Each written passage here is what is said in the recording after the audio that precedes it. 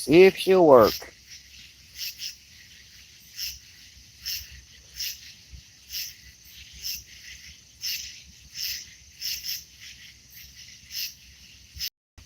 Video is definitely not as good.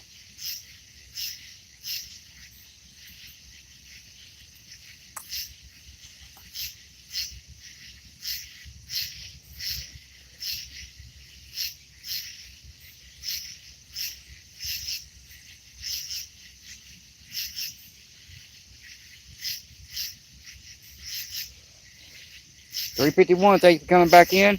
Can you hear me okay? I had to switch out my mic into this thing. I don't know if it's working or not. David, okay, sure. How's it going?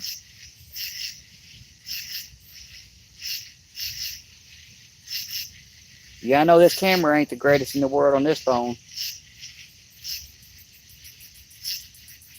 Cool. Thank you. 351. I'm gonna pull these rods in a little bit closer, at least this orange rod, because I had that big splash about 4 foot in front of in front of me right before I had to end the last live, and while I was setting up, I had 2 more. So I think all them big fish or all the fish are moving in close to get out of that current like they were a couple weeks, about a month or 2 ago. The water was almost this high then, and they was all coming in within 10 to 20 foot of the bank. I had 9 takedowns in 20 minutes.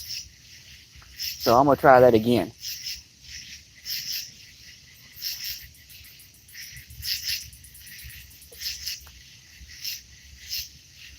All right.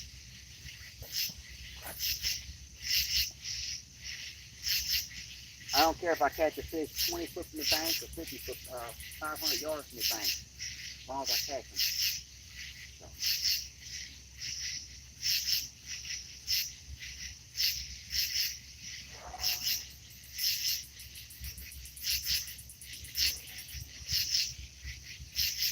Should be close enough to get at the better.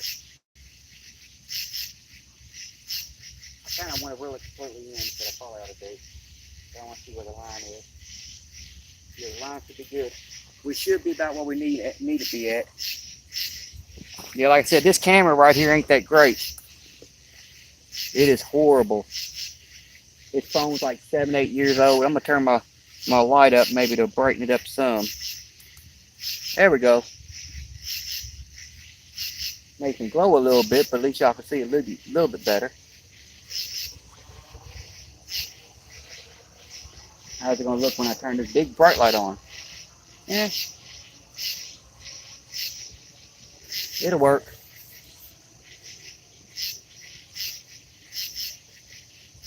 I can't believe I forgot my charger.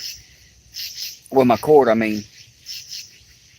Normally I don't forget my cord ever, but I walked out and forgot it today, and unfortunately there's nobody at my house to bring it down here to me. And I'm pretty sure even if my brother-in-law would have showed up, he wouldn't have done it.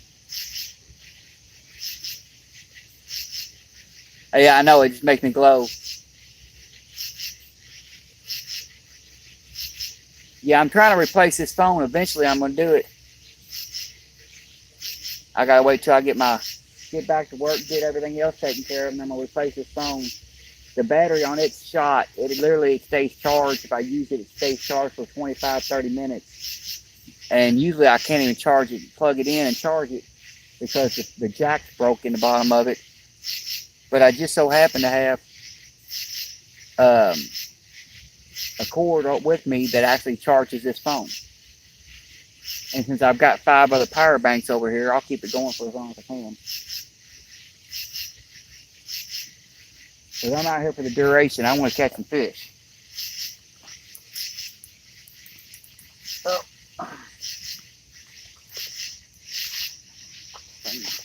Stuff over here with me that I have to have.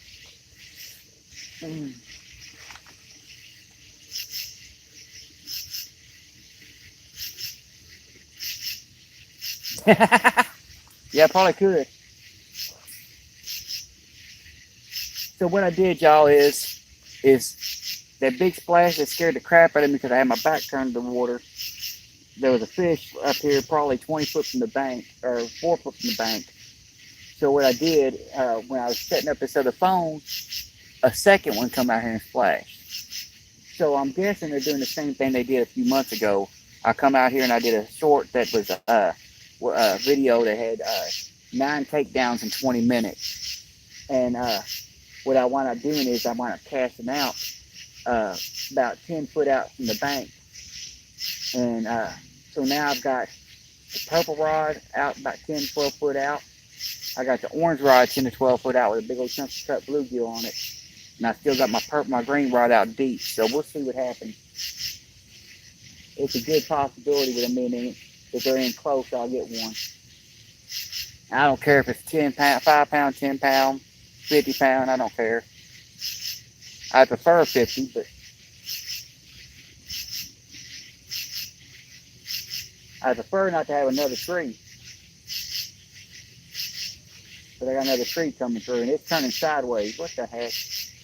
Keep on going straight, buddy. Straight that way. It's literally trying to turn sideways and come in the coast, which would hit all 3 of my lines. Go on through, go on through. Nothing to see here. Nothing to see here. Go on through.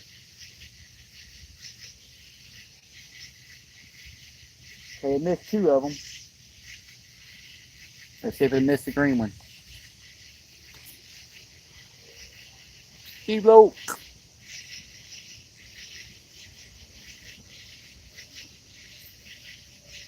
Sorry, the video's not that great, y'all. Trust me, I won't make that mistake again. I won't make the mistake of forgetting my cord. Because if I don't forget my cord, I've got power banks to keep me running for 12 to 14 hours on all my lights. And usually I got rechargeable batteries for these to where I can keep them going for 10 to 12 hours if I need to. I just wasn't prepared tonight. Oh, I was prepared, but I wasn't prepared. I can still run this big light if I need to. And this ring light, I can actually run it. It's on lowest. It's on one of the lowest settings. It's one up from the lowest setting, and I can run it on this one power bank I got for 44 hours or something like that. It's insane. I appreciate it. Now we just gotta wait for a bite. Like I said, I put the orange rod in real close along with the purple rod.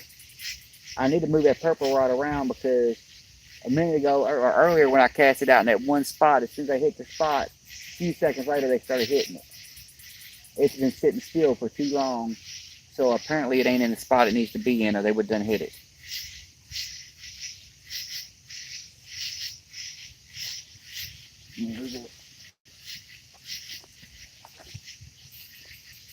And this water done come up again, about another 3 inches. Now I'm gonna put this right here underneath the tree, y'all. Right underneath the tree.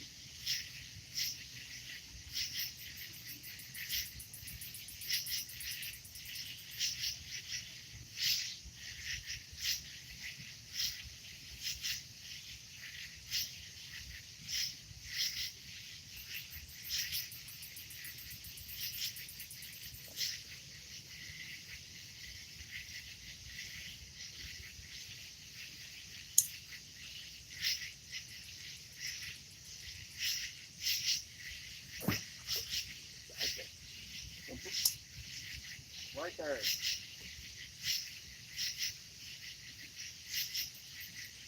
Now let's see what happens. Probably get hit right. It'll probably get hit before I can even get to the back over here to the phone. Getting lightheaded and walking sideways again. Ugh.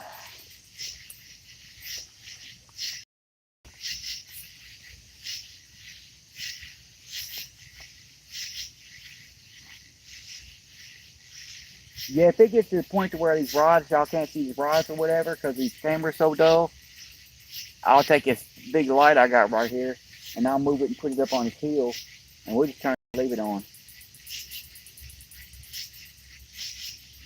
We will turn it on, leave it on.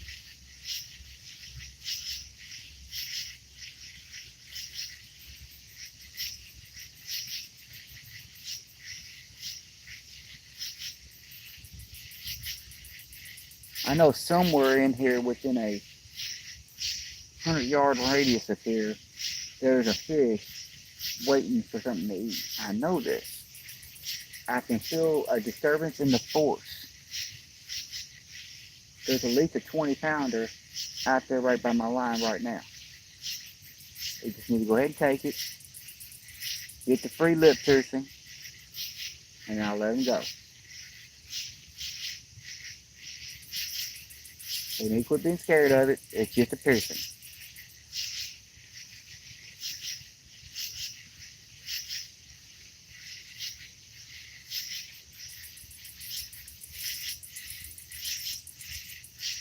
And with them sharp hooks I got, because I'm using the Mad Catz hooks,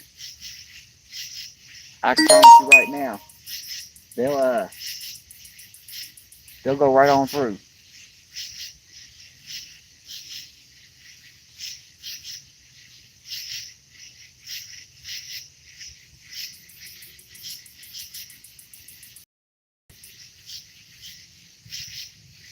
I'm wondering, I don't think the current's calmed down any. We just had a tree come through.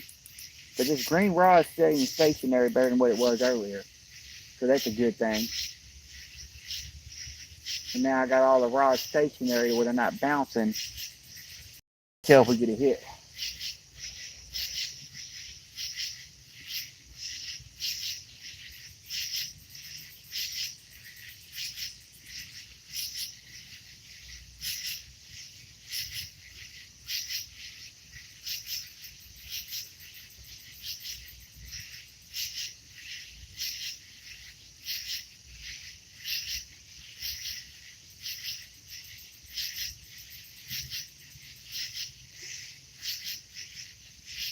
Come on, fishy, start biting, because I got a lot of bluegill I got to use.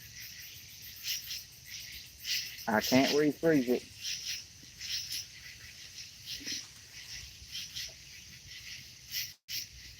And I'm waiting to throw that big old boy out there. About to cut the tail off of it, throw one whole bluegill. That whole hand-sized bluegill on one bait. But the second I do that is when the second they'll start biting, now I run out of bait.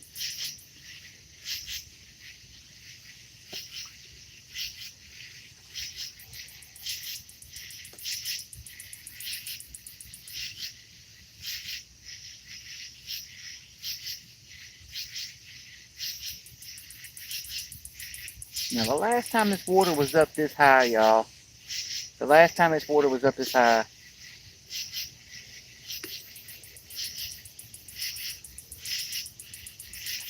scent trails, as far as you can, what you got to do with the river, especially when the current's as strong as it is right here, you have to go up river about a good 10 yards, 20 yards, and put your stuff in there. That way, as it drifts down, they have to come past your bait. So yeah, you can do it. A lot of states don't allow you to do it though. I've been known, since you're not allowed to chum and put bait in the water here in Louisville, it's against the law to chum for them. I can use scents, so I've been known to go 50 yards down when the water's not flooded like this. That's another thing too. When I've got different bank access, I've been known to go down about 25, 30 yards down and dump some like bluegill blood or whatever I got laying in the bag in there to let the scent travel out, because then they got to go past my baits to get to it.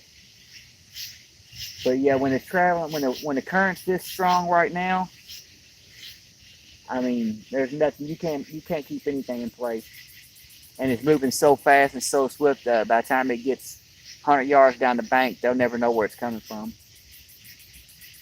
because you can't put nothing in here and make it stationary.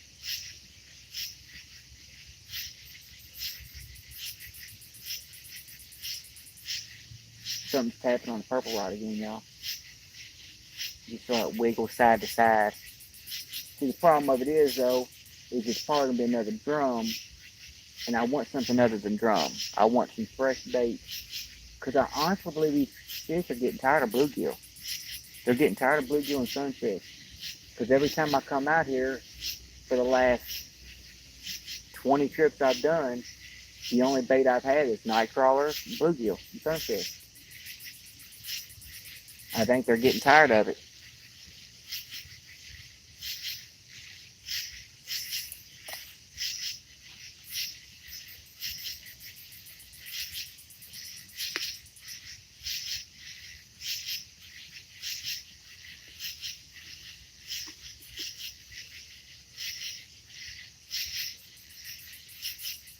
Yeah, unfortunately, we're restricted on chumming. Um, I wasn't, I would. Um, Now, I did have some this spray scent stuff that they, little like liquid scent stuff that they had, and I put it on some bluegills one day and tried it on that. And we got me and up here fishing one night. We didn't go live or nothing, but the pieces that we put that on, the fish hit pretty quick. And I'm like, okay. So we started doing a comparison. The only bait that got hit the whole night was the stuff that had that scent. It was like some kind of blood mix or something, blood and dye. So we was getting ready to go live one day, and he come up with the idea. He goes, well, let's see if we catch any fish by doing it. And he walked about 20 yards, 30 yards down the bank, and he took and squeezed a big squirt. It looked like ketchup. Sprayed it in the water, and he walked back down and sit down. It was less than probably 15 minutes, and 2 of the rods out of the 6 we had went over. I'm like, well, apparently it worked. Apparently you called them in. Problem of it is 20 minutes later, bite stopped. And that stuff's like $8, $9 a bottle. Like I told him, you know, that might last you one night.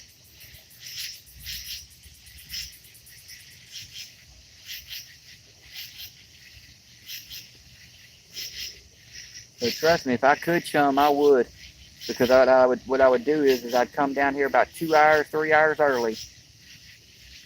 And I would I would go at home and I would grind up a couple bluegill or whatever and into a puree. I'd freeze it into a ball and then bring it down here, like put it in like ice trays.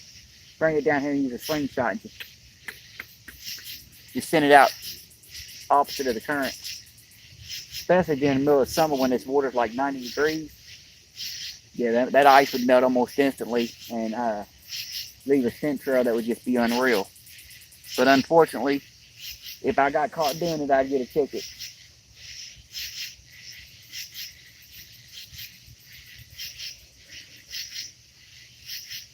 But it would improve the fishing quite a bit. See, the main problem with this river is here in Kentucky, we have a lot of pay lakes, a whole lot of pay lakes. And the pay lakes buy the fish. So they send commercial fishermen out to the river to harvest all the fish to take and sell to the pay lakes. And, you know, 25, 30 years ago when I first started fishing the river, I'd go out and catch 20 fish a night and not think twice about it. It'd be a normal night. And at least 3 or 4 of them be in the 30s and 40s. Now, it's nothing like that. Now you come out here and you catch 2 fish a night, doing pretty good. Now in this spot and my other spot, I usually stay pretty consistent. Orange rod just got tapped. And that's the one that's real close up too. But yeah, I can usually stay consistent and catch a couple fish a night. I mean, there's days I come out and skunk still, but on average, I can normally come out and catch a couple a night. They just smacked that orange rod, y'all.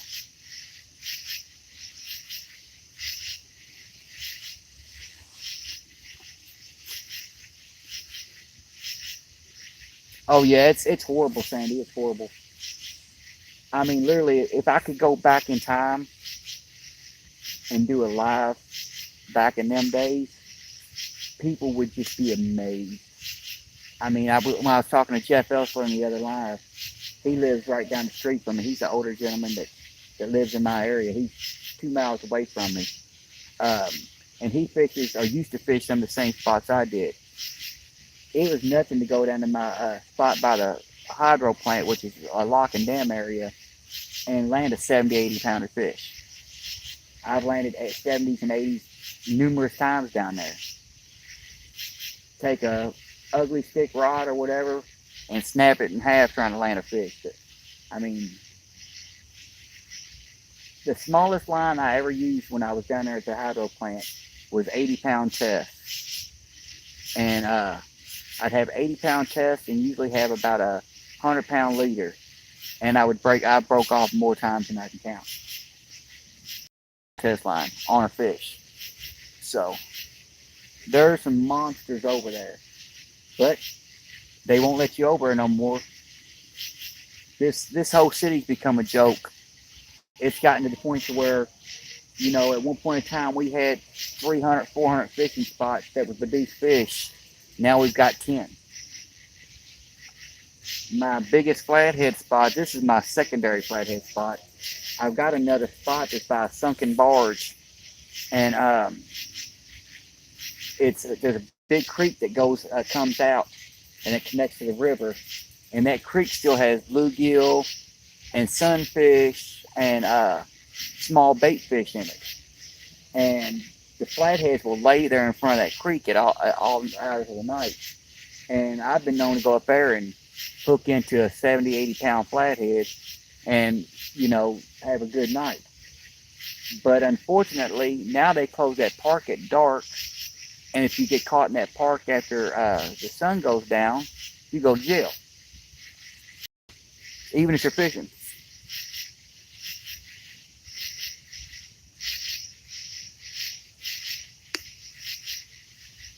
They don't have an end goal.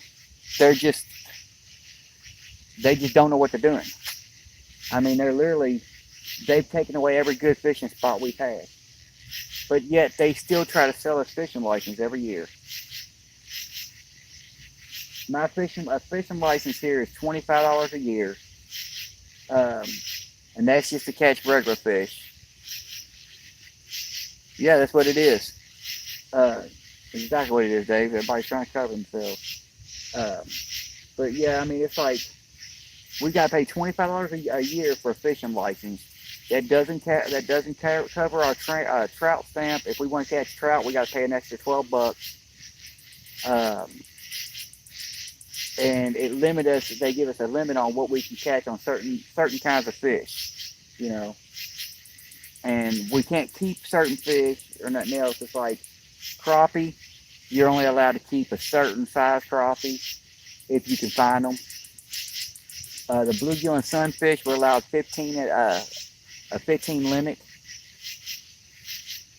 And I'm like, okay, so I'm paying this fishing license to go fishing, and you're basically telling me I can't go fishing.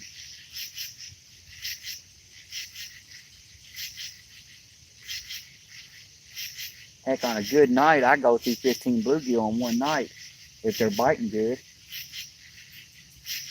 But that's all I'm allowed to have.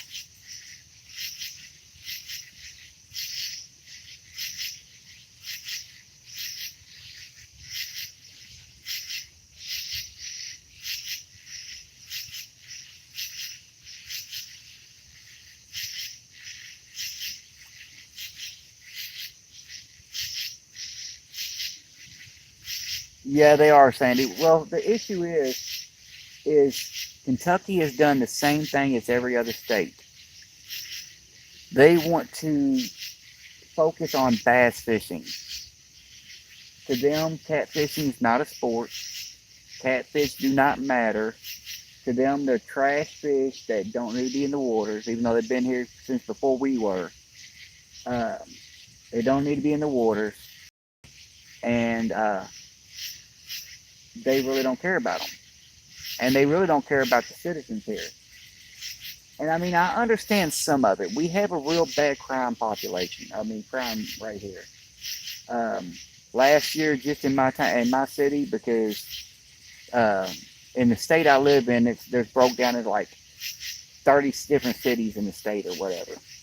the city I'm in, by itself, we had 386 murders last year. Uh, so I understand they got a lot of crime, and they don't have the police to patrol it as much. But that still makes no sense on why they do that. Now, I've come up with logical reasoning and everything else, logical ideas that we can use. Yeah, that's what they do, David. They say there's no money in catfishing, which there is. There's big money. Catfish conference is right here. When it originally started, and they still have it here every year, it's literally 15 minutes from my house. Okay? And that draws in a huge crowd. I mean, I went to Catfish Conference this year, and I got to meet, I think, 40-something different people from YouTube. I mean, it's a big event, and it's getting bigger every year. And bad about it is on this Ohio River where I'm at right now, every year, like two or three times a year, they have big catfish tournaments. But when those tournaments going on, oh yes, the government gets serious then. Oh, then they're like, oh yeah, well we want catfishing as a sport because they got them big tournaments coming in. But when it comes to the people, they don't care. They don't care at all.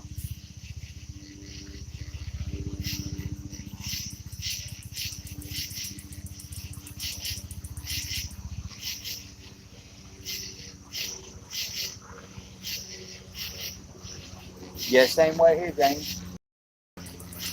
Speaking of crime, there's the ghetto bird, as we call it. That's the ghetto bird, as we call it. The helicopter.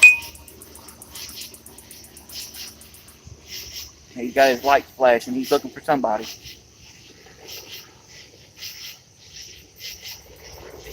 But yeah, I mean, I understand that they can't patrol all these areas.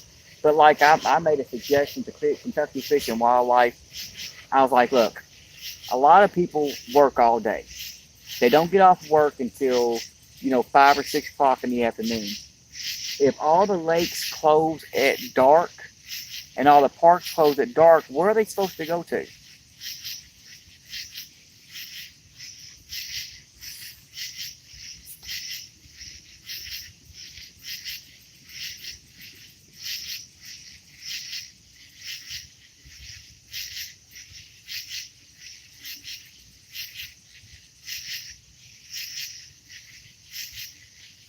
Yeah, I mean, I can understand on certain species, Sandy. In certain species, you should have a limit on them and stuff because, I mean, some of them take longer to grow. Some of them don't spawn as much. I can understand that. And see, people like me that don't keep these fish, it shouldn't matter. I mean, I keep the bluegill for bait, but other than that, I don't keep anything.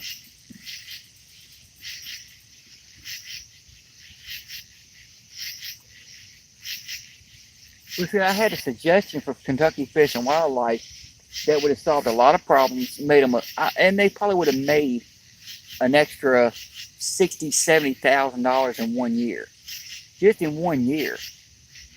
And my suggestion is, you got all these people that get off work 5 or 6 o'clock in the afternoon. All the parks and the public lakes close at dark. Okay, so we literally get 4 hours after we get off work to go fishing. And most of the time, if you get off at 5 o'clock. So you figure by the time you get off work, most of the time you're going to want to go home, change your clothes, grab your gear because you don't want to carry your gear with you to get stolen out of your car.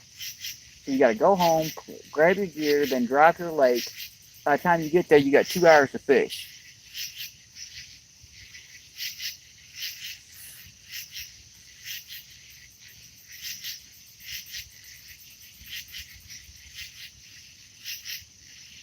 Yeah, James, I mean, I don't catch them that often. I've caught 240s right here in this spot that I'm in right now.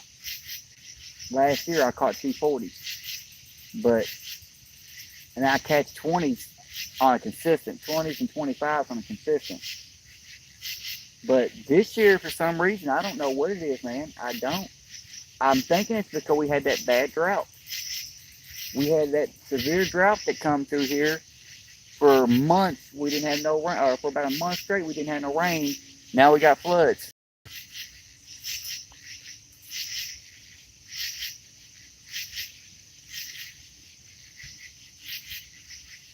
Yeah, I think the last 20-pound class fish I caught was 2 months ago in this exact spot, 10 foot off the bank. Same spot I got the orange rod. And it was on a piece of bait this big. Can't get my hand right. About that big. That was a nickel. But yeah. Usually this spot right here is on fire. This is my little flathead hole where I normally catch all my flatheads. Because this whole area right here beside me, off to the behind the camera, is all debris.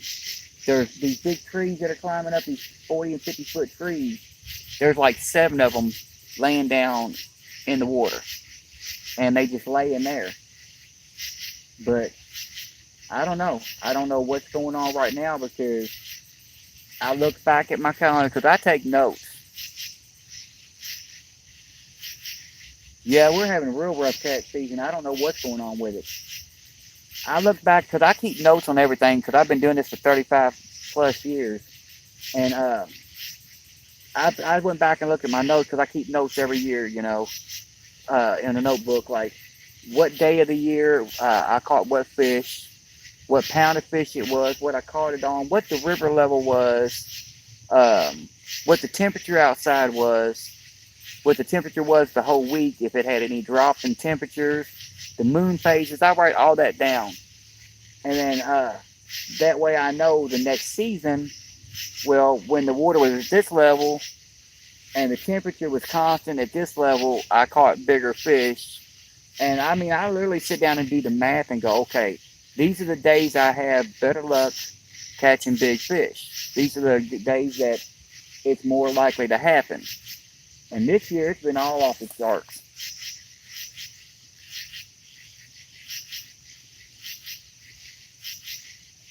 Yeah, I don't ever catch channels. I've caught more channels this year than I've caught in 10 years.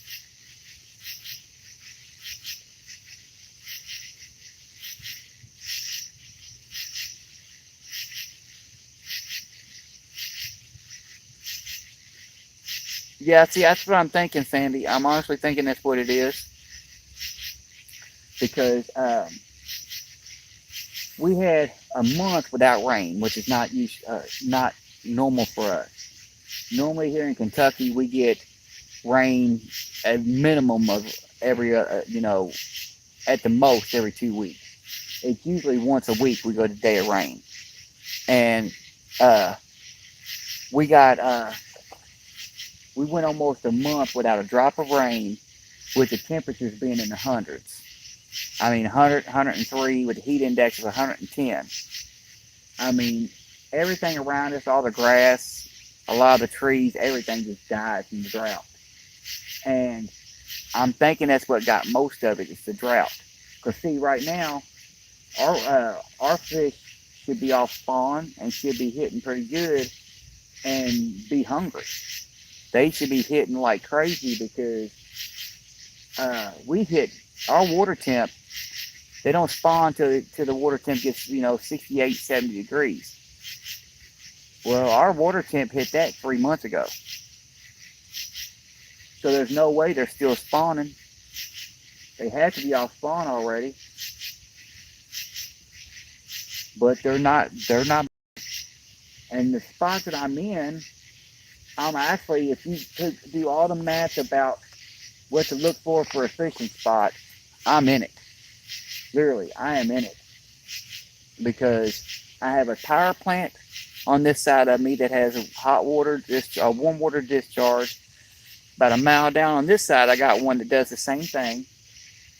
The river gets more narrow right here because most of the river on the Ohio River is a mile across.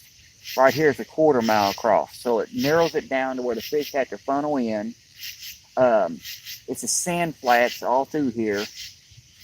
And with a lot of debris piles. On top of that, I have a constant bait field. I mean, there's bait fish everywhere. I mean, my buddy come out here one day and threw a throw net and caught like 25 fish in that throw net the first cast. You know, so there's all kinds of fish in here, bait fish. It's like right now there's minnows about ½ inch to an inch long. There's over 1,000 of them right here in front of me. So you got all the bait fish in the area. So the bigger fish should be in here feeding, but they're not. Normally, last year they were. Last year wasn't nothing for me to get a takedown with one of these rods being completely in half and almost lose the rod. Now they're just tapping it and moving on down the river.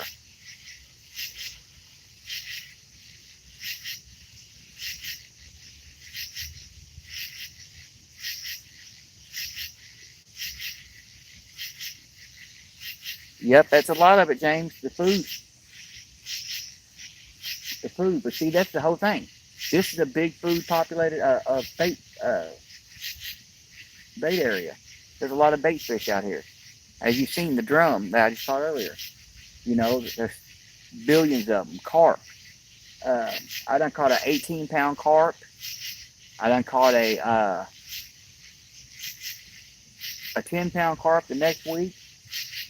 A 3-pound carp the week after that. I mean, they're in here. The fish are here, and you can see them roll out here and everything else. The fish are in the area. We do have Asian carp out here too. They're invasive, and we have tons of those. And I know they're in here breeding. You can see them breeding and everything else. So those babies, those are just more food for the fish to eat. They should be hot and heavy right now, but they ain't.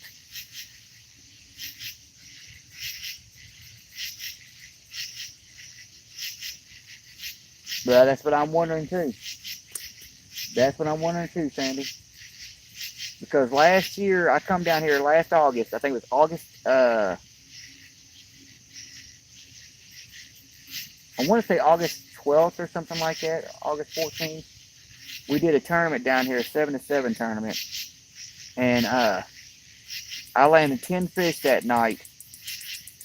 And 3 of them was above 20 pounds.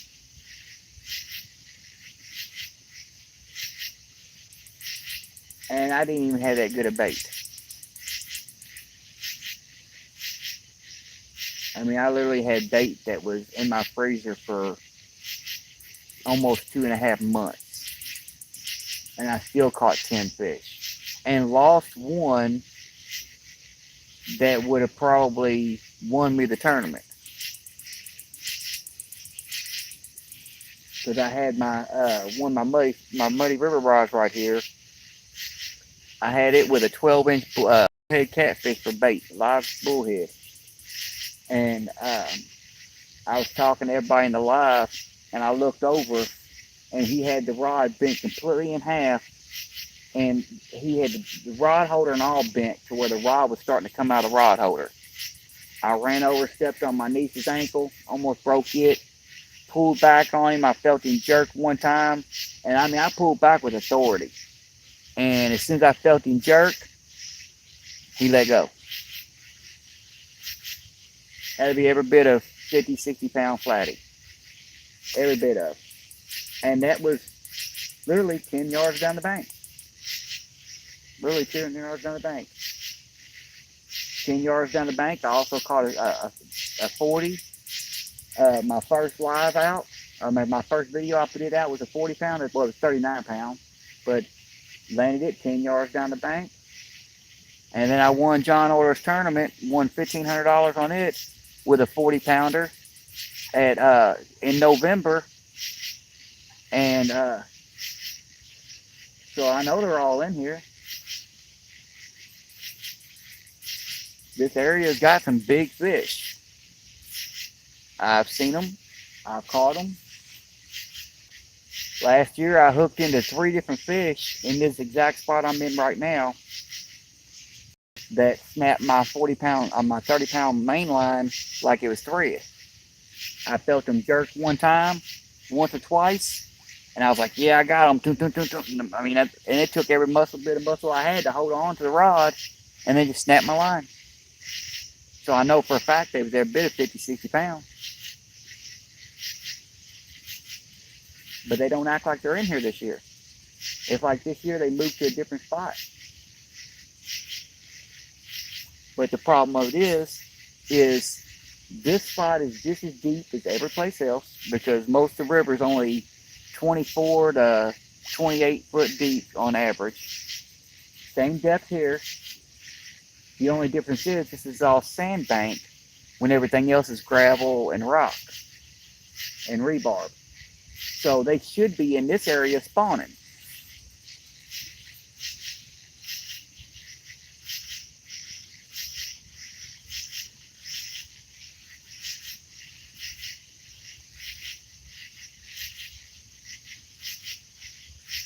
Yeah, it don't make no sense. I mean, me being on a sand flat that's full of bait, this is where they should be spawning at. Because there's so many holes in this sand, in this bank, it's unreal. There's so many places for them to spawn and to nest. So if they're spawning in this area, then you would think when they come off spawn, they'd still be feeding in this area. Because they're not going to spawn someplace there's no food source.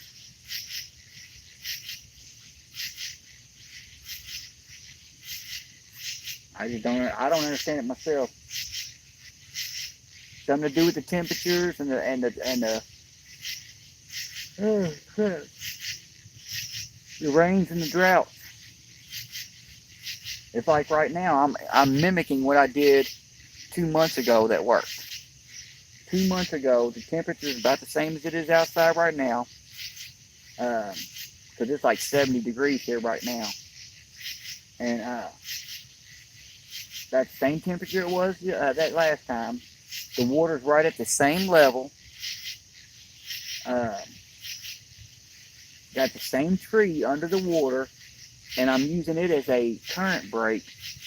And I caught 8 fish one day, and I only caught 3 each day, but one of them was a 20-pounder, and it was less than 20 foot off the bank, right in front of this tree, using the same baits I'm using right now. I've already seen them in here turning and rolling, 10, 20 feet out, so I know they're there. They're just swimming past that bait like it ain't. You would think at least, I got in the calm water right now. This is all calm water. Okay. If I go out 5 or 6 foot, it's calm, and then it gets real rough. You would think that them fish would come in this calmer water to get out of current. On top of that, the smaller fish should be staying in this area, those channel cats and everything else. And I got bait right in their faces. They just ain't touching it. I mean, heck, when you can't get a bite on a night crawler, something's wrong. And they ain't touched that night crawler in 25, 30 minutes. Now, I did have to turn my light up, which might cause a little bit of issue, but by now that should have technically been, I should have had that purple rod bent over 5 times. Even by drum. Because in the spot I'm in right now, it's full of drum. Every time I come up here, I catch 10 or 15. I can catch 10 or 15 of them a night. Especially with night crawler, and they ain't touching it. Just hit it every 25 minutes or so, and then they leave it alone. Speaking of that, I need to change it out. Because I'm pretty sure that night crawler's gone by now. And I'm out of night crawler, so I'm going to cut a small piece of cut bait and put a piece of small cut bait on there and throw it over and see what happens. But I mean, you would figure there'd at least be 1 or 2 small channel cats over here in this cove. But they ain't hitting nothing.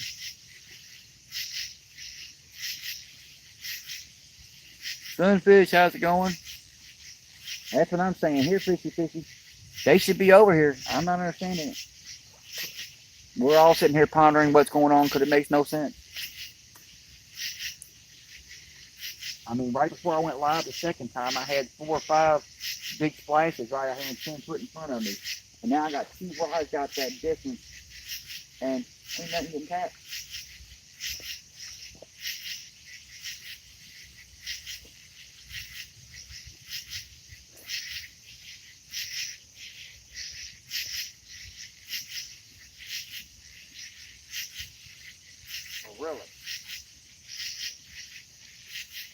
Give me a second, y'all. I'm about to play. Let me check that.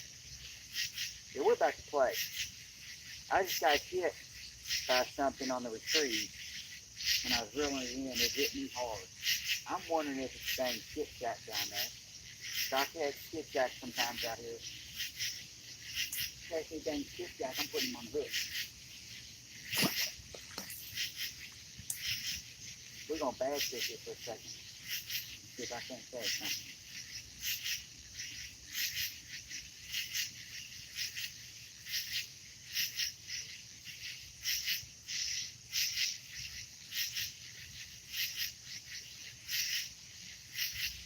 He didn't hit it that time.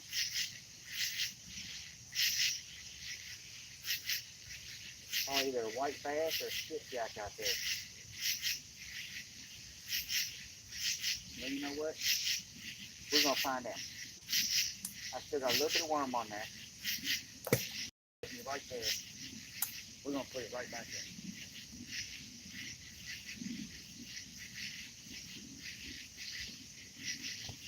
Yeah, I literally went to reel that in, and when I did, something smacked it real hard. So it's either a white bass or a skipjack. I've been known to catch skipjack up here on Nightcrawler reeling in on accident, so.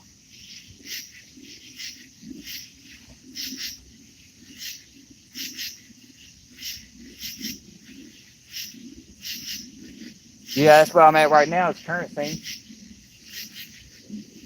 I mean, the current's got ripping through here so bad that I've literally got full trees going through.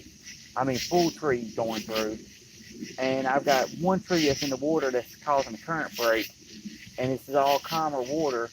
And you can literally see the fish come out of the current, drop off into the calmer water, and swim through. And I've got two baits right there on the edge of the current seam, right where they're at. And ain't nothing getting touched. And I got one out there in the current, and it ain't getting touched. So it's not making any logical sense. And normally a nightcrawler in this spot, normally a nightcrawler won't sit still. I can't keep one on the hook. There's so many drum and carp and white bass over here, they'll normally strip a nightcrawler 2 minutes after I throw it in. But they ain't hitting that right now. Because that nightcrawler that I thought would be gone by now, that hook's still covered good. And that's a little baby size 3 carp hook. I'm pretty sure they can get it in the mouth. Heck, I've caught bluegill on those hooks. And it's still got a half a nightcrawler covering it.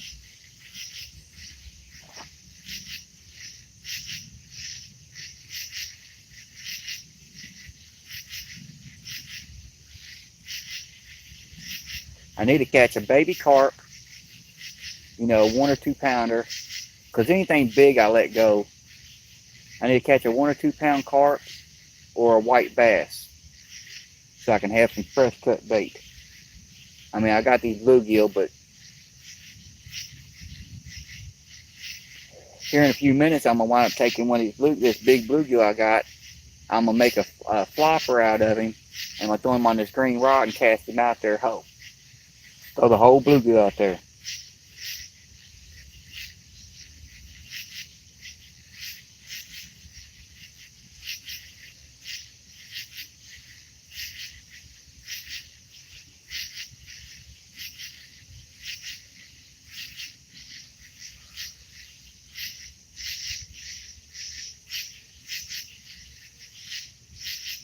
Here, fishy, fishy, fishy, fishy, fishy.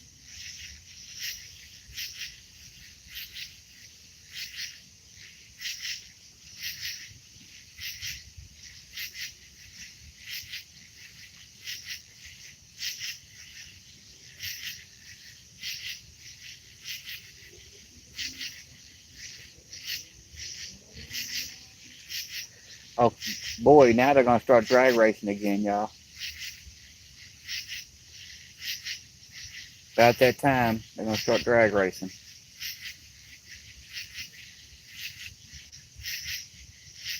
there's a little side street about a quarter mile down from here that they got shut off because it's a big factory, and the street goes to the factory building, and they shut it off. They shut the whole street down because the owner of the factory let them use that street. And since it dead ends in their parking lot, the cops can't do nothing about it, and they sit down there and drag race all hours of the night.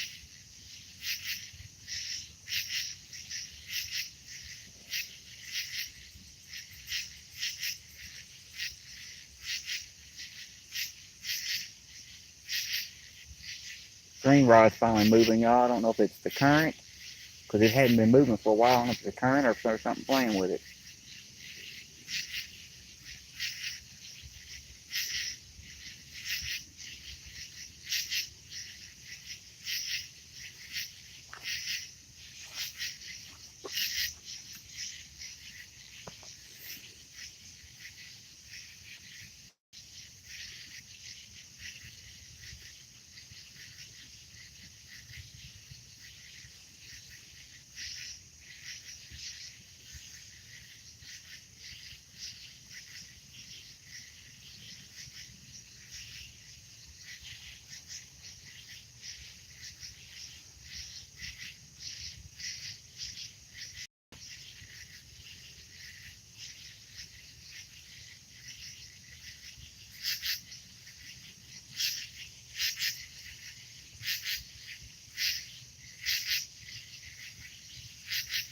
Yeah, that's exactly what I do, sunfish. And I mean, I'm running right now. I'm running 8-ounce, 8-ounce sinkers, and the current's so strong you can't even hold them in one place. Can't even hold them still. And I snell every one of my circle hooks.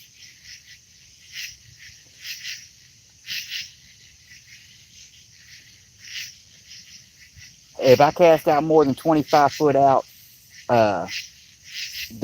you can't keep the 8 ounces still.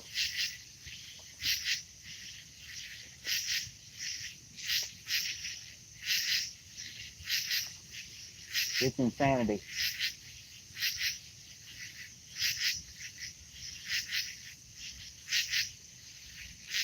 But usually these fish like this current. That's the bad thing. Usually these fish get moving around in this current, and I do pretty good. But right now they're not doing anything. They are not doing anything. And I've got this green rod now. It's casted out about 60, 70 yards. The orange rod's casted out about maybe 20 foot, 30 foot. And this purple rod got a night crawler. It's about 6 foot out. Now, with a night crawler 6 foot out, you would think something would hit it. Even bait fish should be tapping on it. When I was reeling it in, something hit it, but I'm guaranteeing that was a white bass or a skipjack, which both are decent bait. The skipjack's better, but I didn't hook it, whatever it was.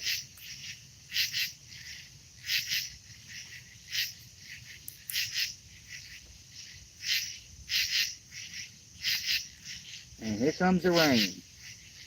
Ain't that something? Give me a second, y'all. I'm going to cover all this stuff up and see if this rain goes away. There's only like a 4% chance of rain, so. Unfortunately, my gear's not waterproof. I might want to keep my headlamp out so I can actually see what I'm doing.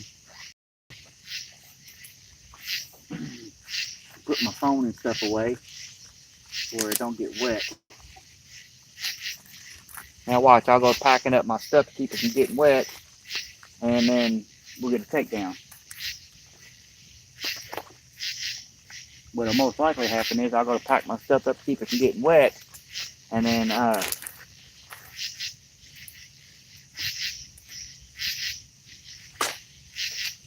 won't be able to see nothing.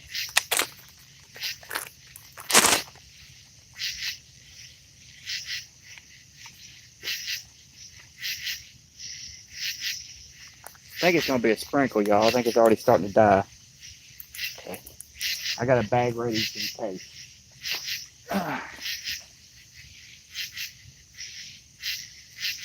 put my power banks up, so they ain't covered either. Yeah, that's what I love about our weathermen down here. You get a 50% chance of rain, you won't get a drop.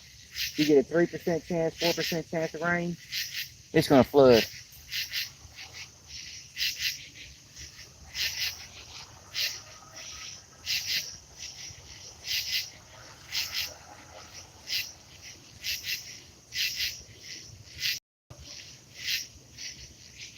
Yeah, I catch gar once in a while. I never had gar in this area. Never had gar in this area. Now it's like they're everywhere. That's another thing I think caused me issues with my catfish, is the gar have taken over this area.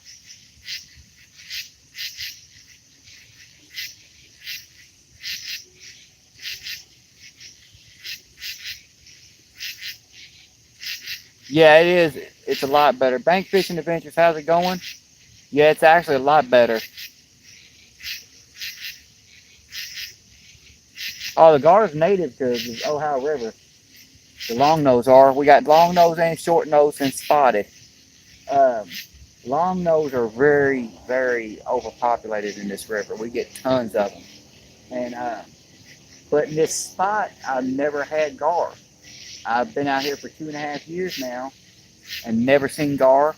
I seen one dead one on the bank, and it was right after a big flood like this. Never seen any other ones.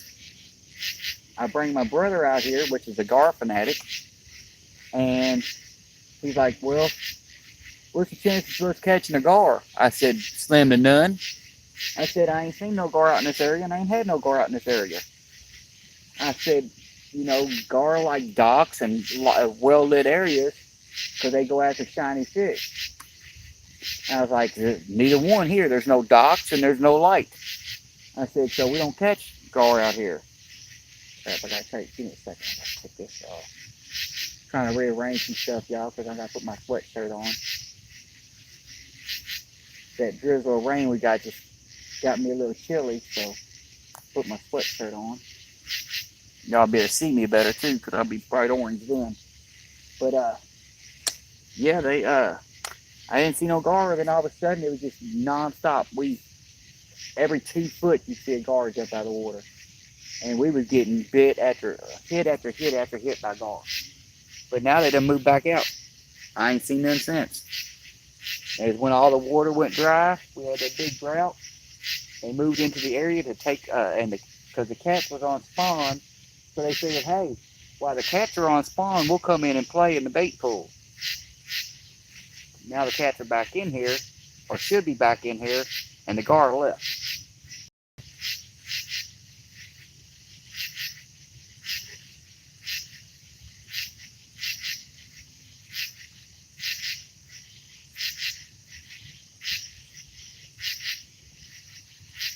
And I know for a fact the cats could be off spawn.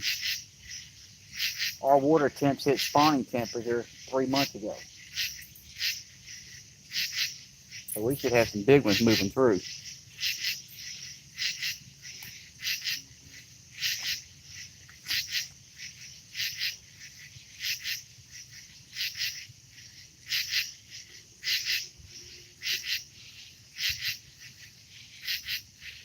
Oh, we've got everything. We've got carp, we got gar, we got stripers. Now, I've never caught a striper. I know they're in here. We've got spoonbill in here. We have, let's see here. I'm trying to think what all the native species are here. We've got probably 35 native species in this area, or at least in this water, this river. But gar and catfish are the main populated, and carp are the main populated. Carp's taking over, so we got the invasive species, invasive Asian carp now, and they're taking over bad. But they're a good food source for the catfish. And we got a lot of bow fishermen around here that take care of a lot of those. They've been hunting them, bow fishermen been hunting them like crazy for the last 2 years. I mean, I come out here in my spot, and there's times that you'll see 25 carp float down the river. Well, that's the only thing I don't like about it. They shoot them and leave them sit. I mean, I guess it's better than throwing them up on the banks and letting them rot, because at least the fish can eat them. But I mean, like last year they come through one day, and right after I put the lights on my rods, they come through, asked me what kind of rods they were, and I told them what was going on, what I did to them, and they told me, they said, "Man, you want to use some of this carp for bait?" I'm like, "Yeah, can you get some?" He said, "Yeah." He said, "Next one I shoot, I'll bring it in." He said, "And I'll drop it off to you." And sure enough, he got about 20 yards down the bank, got him another big fat Asian carp, and he rolled back down through here on his boat and threw it up on the bank for me. So I had fresh cut bait. I caught 7 fish that night off that carp.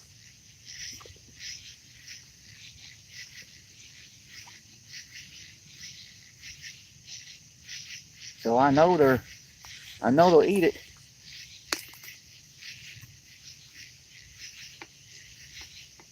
Yeah, it was a great night. Oh, I've had some good nights this year. I mean, like I said, I come out here last month. I did. That was like a month and a half, 2 months ago. My wife went to go visit her uncle, and she stayed down there for like 3 or 4 days, and I took advantage of it. I told them, I said, if you're gonna be gone, I'm gonna be gone.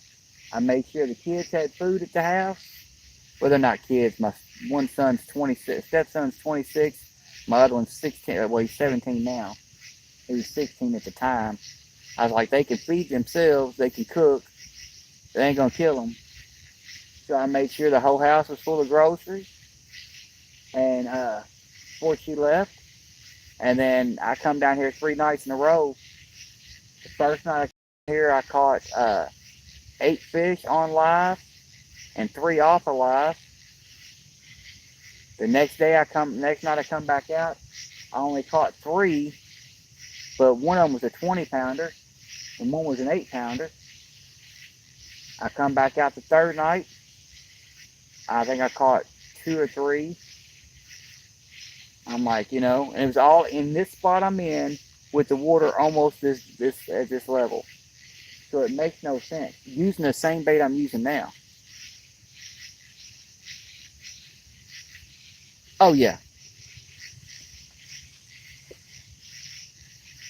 If my daughter's not at the house, because I only get to see her on the weekends, and that's here lately I get to see her once a month, because she's turning 16 next month. On August 8th is her birthday, which is where the nightmare comes in. August is the nightmare for me. It is a nightmare. I can't work enough hours during August before August gets here. It's worse than Christmas. My daughter's birthday is on the 8th. My wife, her twin brother, and her niece is on the 9th. My 26-year-old stepson's on the 1st. So I've got all them birthdays at the beginning of August. So it is a nightmare. Usually I try to get slick. I try to have a big cookout and a big pool party, and take care of all of it at one time. I just have one massive party, and I'll get like the biggest cake I can get, and I'll have it decorated and have all their names on it. Or I'll get 2 cakes, one for the boys and one for the girls. That way I can separate it down and break it down. But this year it's going to be awful. My daughter's, we're going to do my daughter's and my wife's separate this year for the first time. And I don't think my wife's never had a birthday party to herself, because she's always, she's got a twin brother. So she's never had a birthday to herself. And then when she got with me, my daughter's birthday is the day before hers.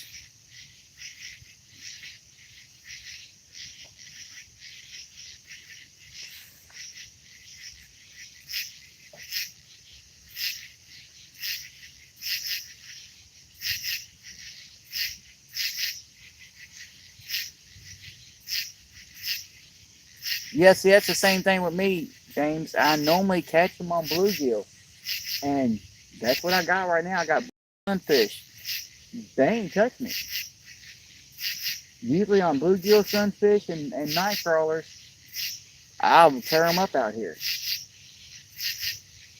But they ain't touching it. They ain't touching it. Couple bites on the night crawler from earlier, and I caught that baby drum. Other than that, the bluegill ain't got no hits. Matter of fact, I do need to change it out though, because it is where the orange rod stripped off on me that one time. But that's the original piece of bluegill that's been on that green rod. That's been 3 hours. And it's probably been 2 hours on the dang orange rod. So I do need to change them out and freshen them up. I guess it's a good chance for me to throw that big old huge one out there. Cut him up in 2 pieces and throw him out.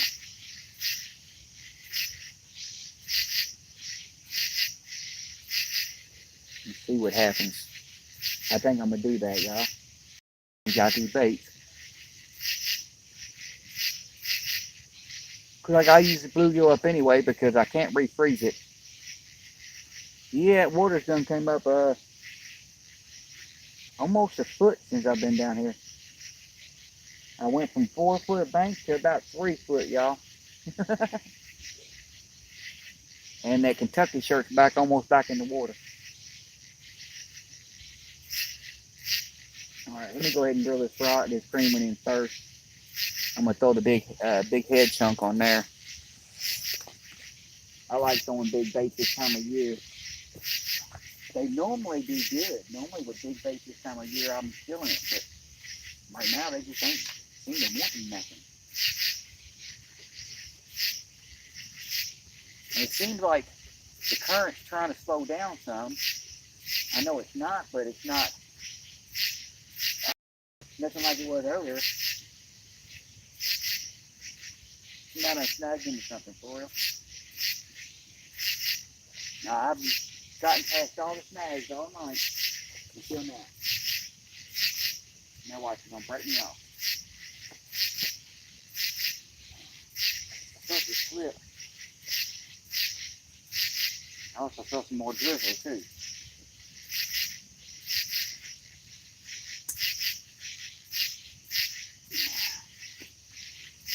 I'm dragging it in, whatever it is. I was. There it goes.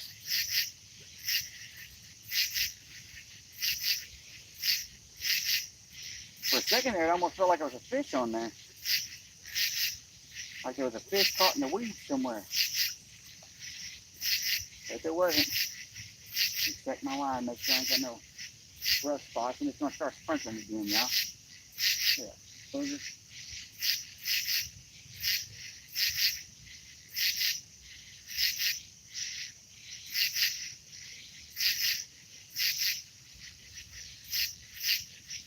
I ain't got no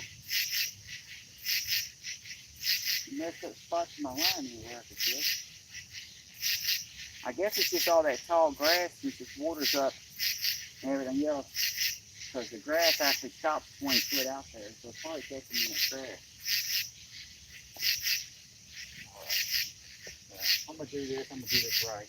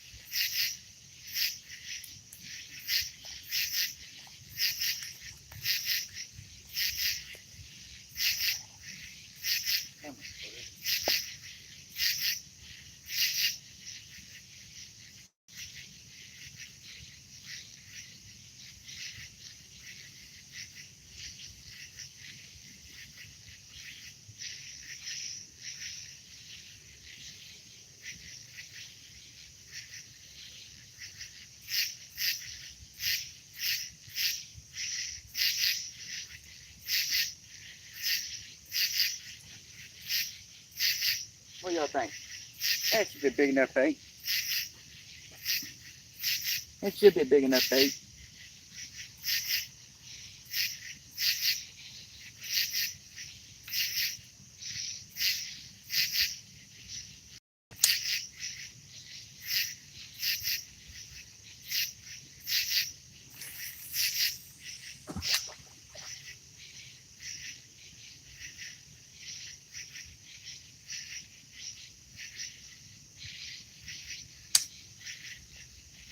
Settle in.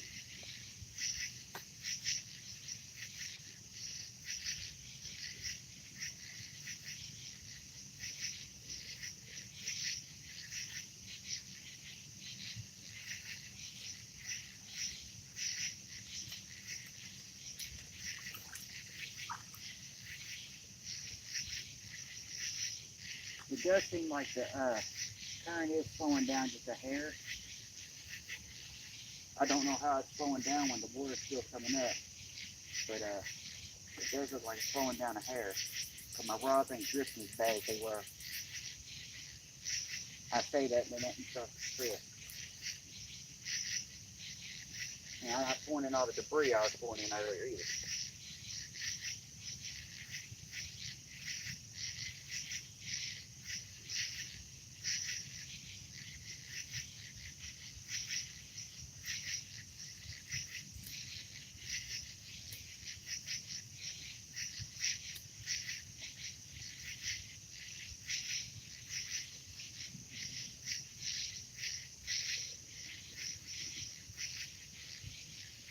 Now the orange rod, I'll throw a slightly smaller bait,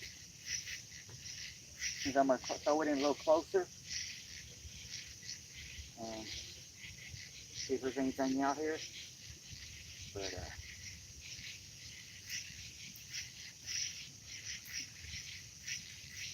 if they want a small bait.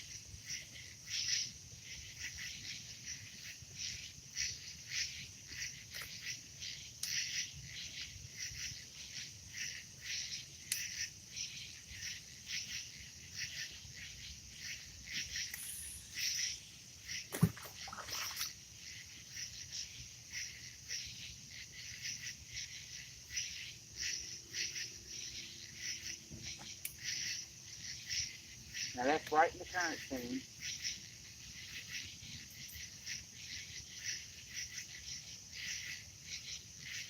That's right in the current seam. And check my trusty dusty while I'm up.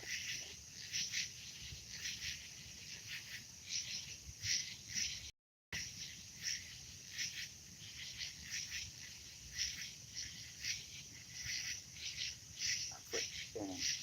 Come here, sugar.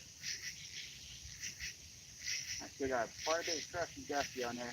I'm going to cast it out a hair farther and see what happens. Since the current is slowing down a hair.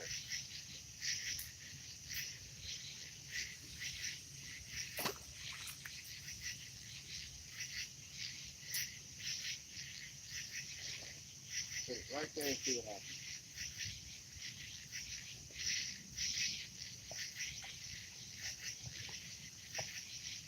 That current is slowing down a little bit.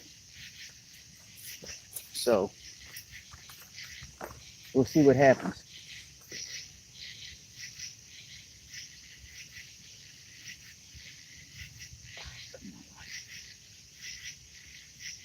Y'all can't even see that purple rod at all. Heck, y'all can't even really see the other rods.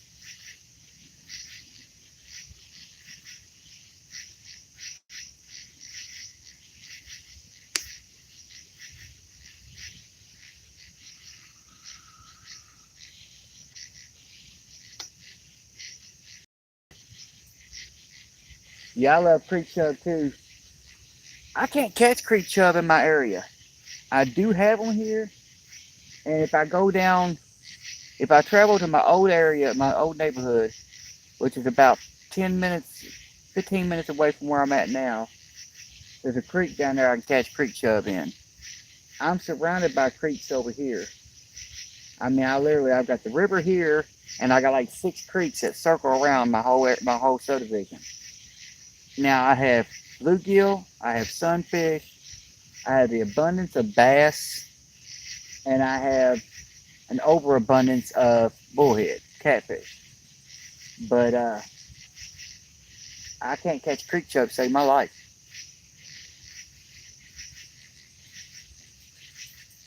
I know they're good bait, but I ain't been able to catch any.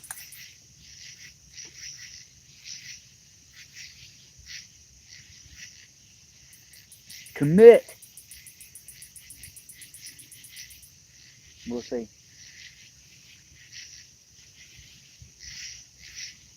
Now I'm gonna have to follow your words if one of them rods take off.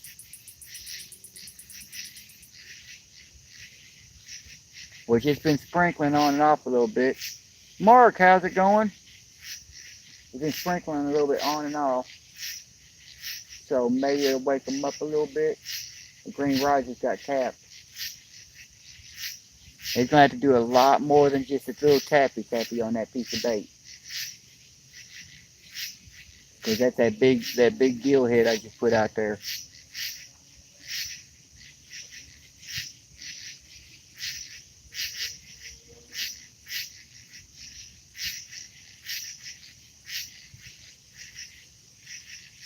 Mark, we're fishing in extremely flooded, dangerous water. I'm sitting on the river bank right now with maybe 4 foot of bank in front of me. Less than 4 foot now, about 3 foot in front of me. I have a big mountain behind me. I'm down inside of a cove, and the water's coming up 1 inch to 2 inches an hour.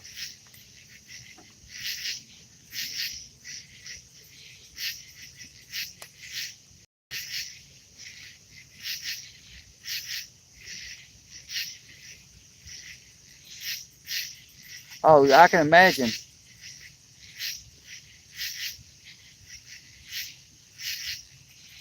I can imagine. See, that's why I was wondering earlier.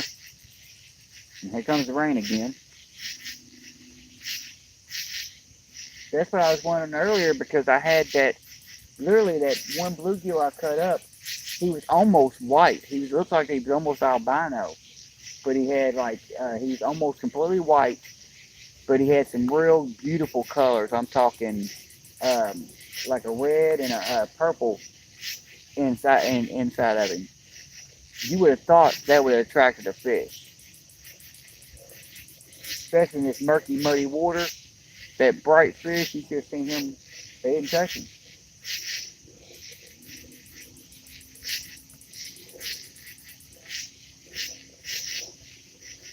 But now I got that big old bluegill head out there. We'll see what happens.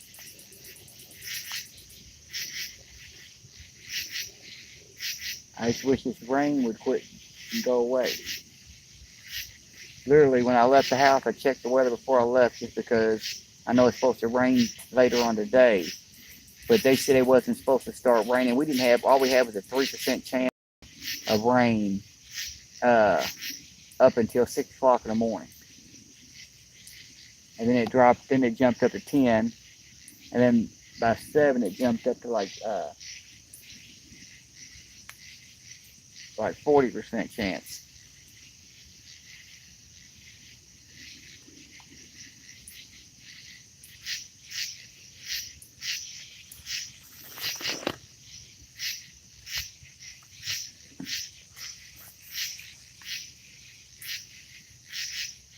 Now I got bait fish out here jumping, y'all. Yeah, that's what I said too. It's slow, but it's early. But see, they should have started hitting. They honestly should have. We have had no decent hits all night.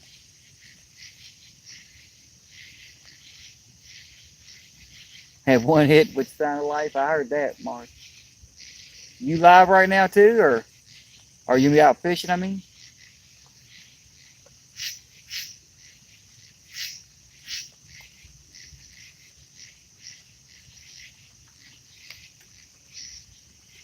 Oh, one try. One try. Come on, baby, take it. Come on and take it.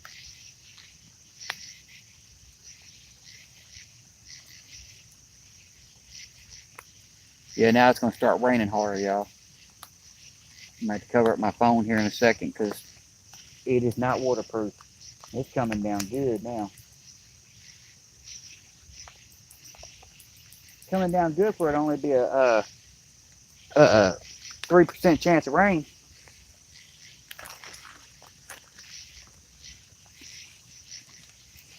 So that's why I'm smarter than the weathermen.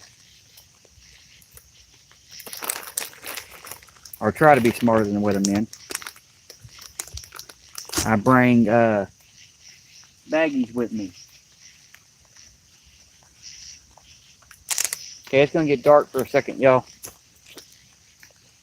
It's going to get dark for just a second.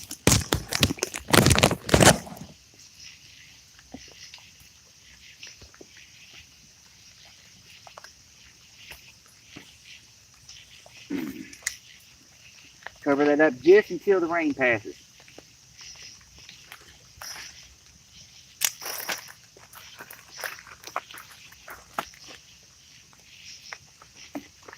Oh man, I might want to put this stupid No Pro up too because it ain't waterproof either.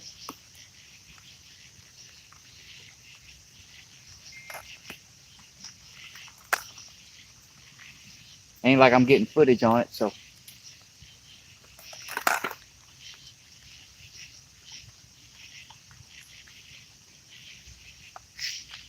Come on. I see you bouncing it. Go ahead and take it. You can have it if you want it. Go ahead and take that rod over.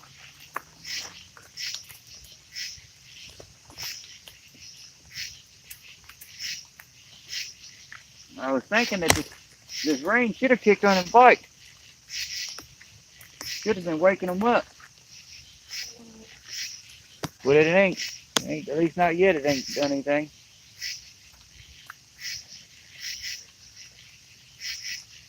Give me a second, y'all, and I'll uncover this bag as soon as it stops sprinkling. I only got a couple small clouds going over it, so it shouldn't be that bad.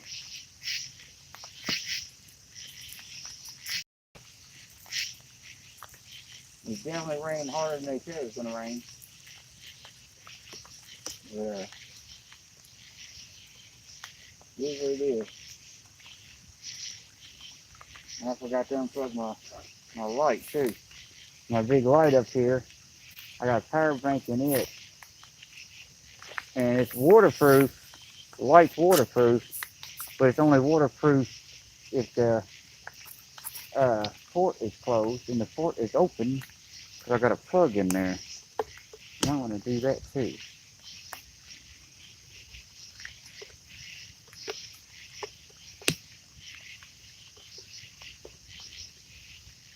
Unplug that one too.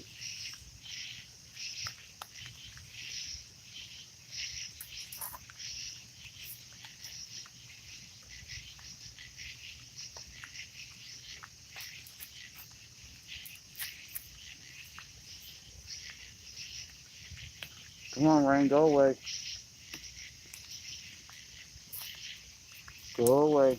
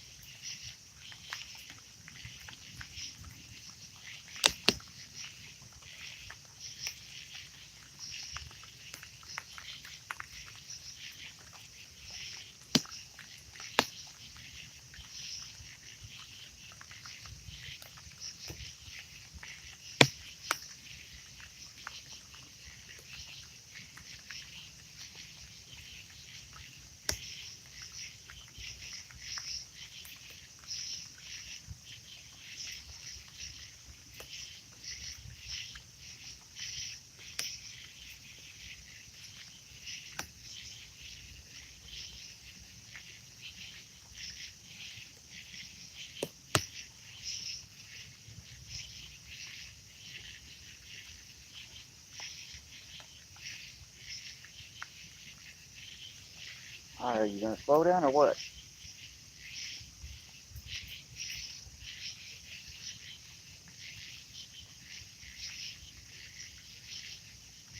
You can slow down any minute now.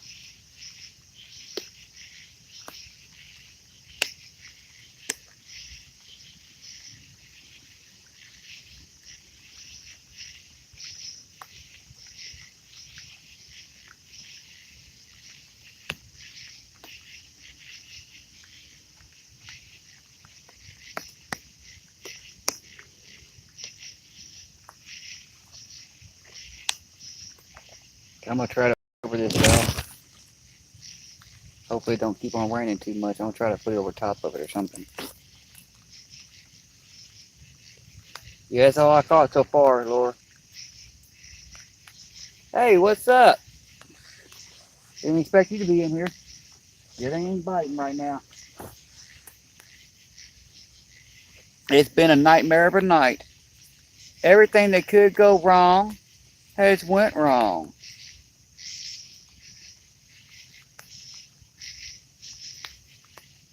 Yeah, I normally have an umbrella bank fishing, but unfortunately, I didn't. I don't got almost hardly anything with me right now. I literally didn't bring anything.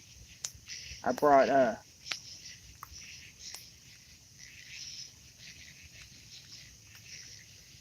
purple rod. I need to put batteries back in it because it's dead. I forgot my phone, my cord from my phone, and I tried to go as light as I could because I'm treading in dangerous waters here.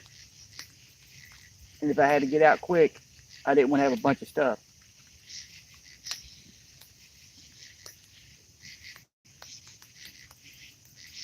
Come on, fishies. Here, fishy, fishy, fishy. Look, I'm out here getting wet. You can at least bite my hook. I'm trying, y'all. They ain't listening. They being hard-headed.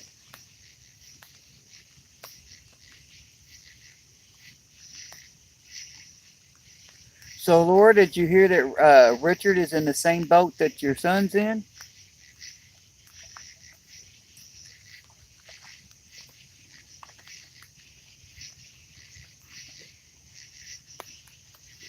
So now Brandon gets to show. Oh, what the heck? What's going on now?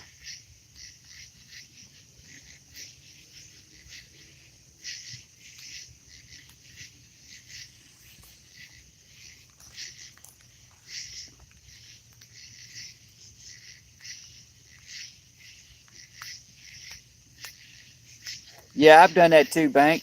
That's why I got this super bright headlamp. I normally have that stupid No Pro strapped to my chest, but uh, I ain't getting enough bites to worry about messing with it, and it keeps on trying to rain on me.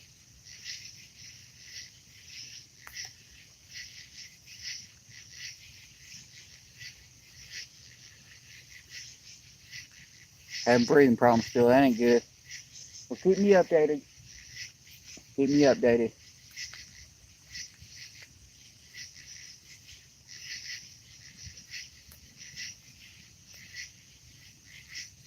Hopefully heals up. Hopefully heals up soon, so he can come out and go fishing with me before the uh, fishing gets worse than what it is now.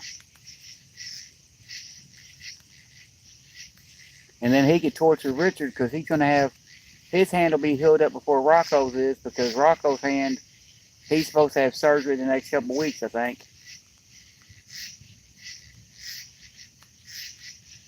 I don't know if I'm ever gonna get to 500 or not, Chad. Like I was saying earlier, I'm not in any hurry. I got a bunch of stuff for a 500 subscriber giveaway to give away, but at the same time, I don't have the money for shipping. I'm in the process of trying to come up with about 40, 45 bucks now just to try to get one of these cars fixed. So I can try to get the transmission fluid from my PT Cruiser. So once I get the money up to do that, get things taken care of, then I can start putting money up for the subscriber giveaway. So I'm not even pushing that 500 mark till then. I got some nice stuff to do for the giveaway, but no money to send it.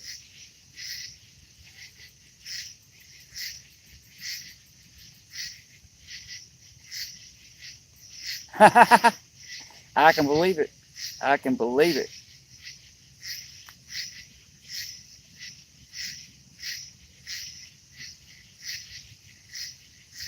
For anybody that's in the stream that's trying to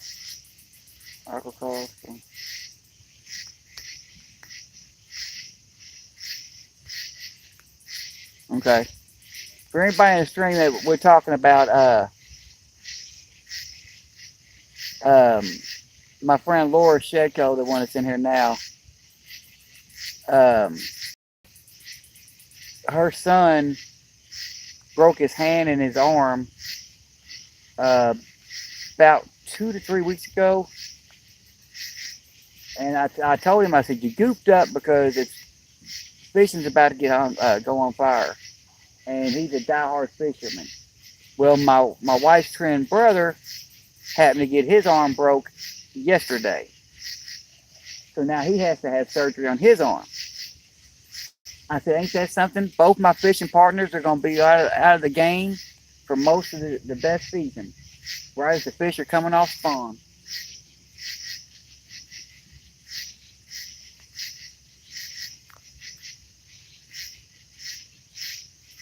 But see, when Laura's son broke his hand, my brother Rocco was making fun, making jokes about it. You know, since he knows he loves fishing so much, he'd go be at the house. He'd be like, yeah, where we going fishing, Troy? He'd go, we can let Brandon come down and watch. And then he's like, yeah, I know you can fish with one good arm. I've done it before. But yeah, he goes, well, we can make Brandon come down and watch us fish. Trying to torture him since since his arm was broke. Now he's in the same situation.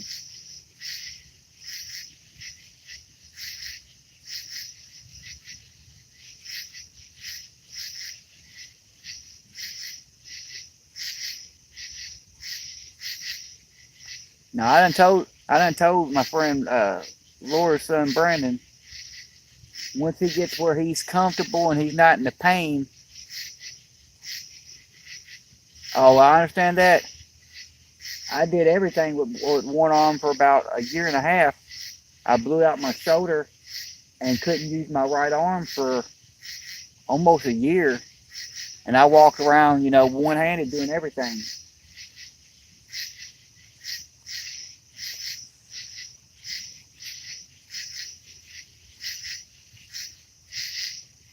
That would be hilarious, Laura. That would be hilarious.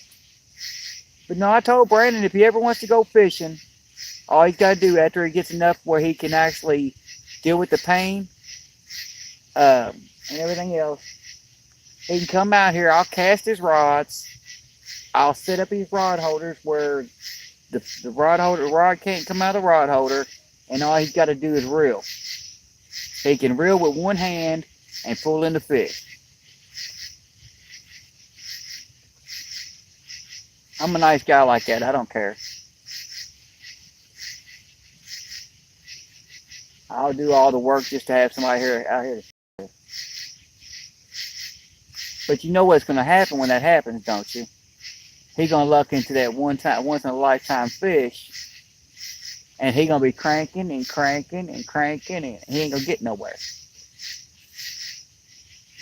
He's going to be there for 4 hours trying to find one fish.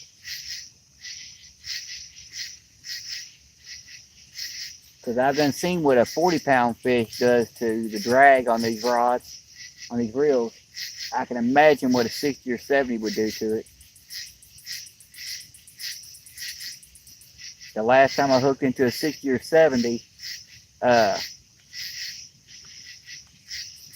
was using spinning reels that had a lot higher. Oh. That was a bite, y'all. That was not turn. That was a bite. I'm back, baby. I'm back. Yeah, and there's no debris out there. That was a bite on that orange rod. You could have commit Come here. That was a bite on the orange rod. For sure.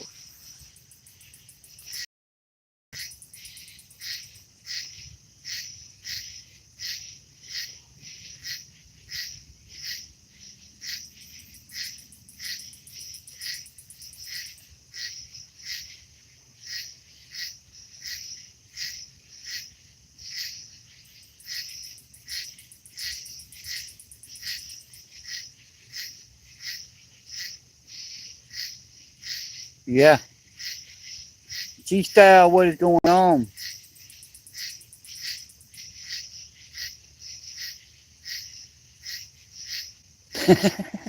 Two goldfish at Jewish. All right, tell me, yeah, I'll take them. Actually, I can't use goldfish, unfortunately. They're banned here.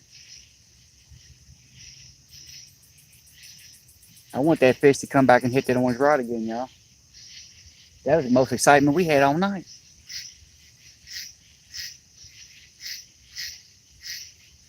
I thought he was gonna go with it too. He started bending that rod good. I was like, yeah, take it. Go ahead and take it. You can have it. There ain't nothing hooked up to it, I promise you. I just wish that I had my other charger to where y'all could actually see things better.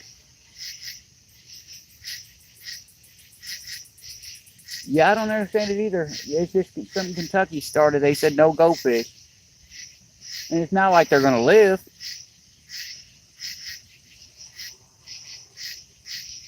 But they're afraid that you're going to get one that, because I mean, I can use them. I can use cut goldfish, or I can use them when they're dead. I just can't use live goldfish because they're afraid they're going to get off the hook and repopulate.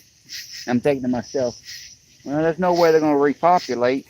For one, because something's going to eat them before they get a chance to do anything. And unless goldfish are different than other fish, I think it takes two. Chances of you casting out a male and a female that's ready to have babies and then both getting off the hook, slim to none.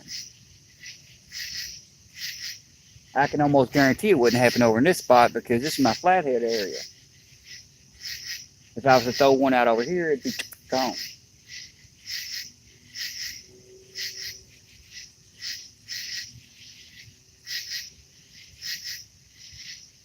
But yeah, I've done a lot of things one-handed for a long time. I literally, I was a manager at Burger King, and I would come in there, and they get behind, and I had one arm in a sling and couldn't use it, and I'd be back there making sandwiches one-handed, helping them, wrapping them, and everything one hand. Everybody's like, how are you doing it? I said, you get used to doing it when you only can use one hand. And I still went fishing with that one hand too. Now I did have to switch to spinning rods and spinning reels because it's a lot easier to use a spinning reel one-handed than it is a bait caster. Give me a second, I'm gonna put some batteries in this purple rod.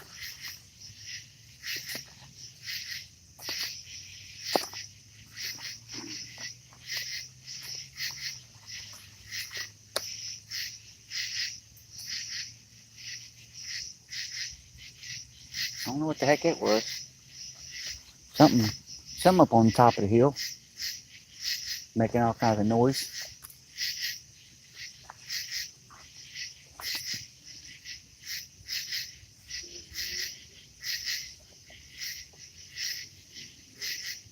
Might be my deer buddy. My deer buddy.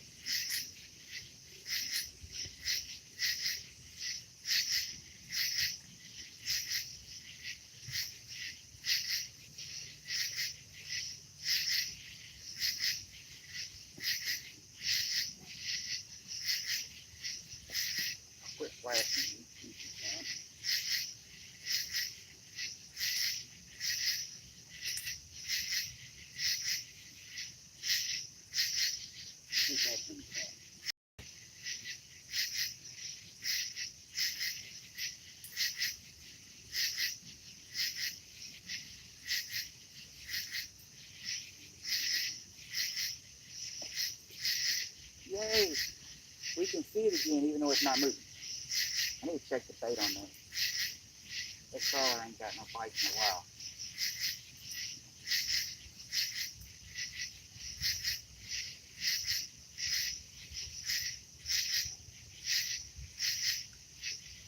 Because that crawler's almost gone.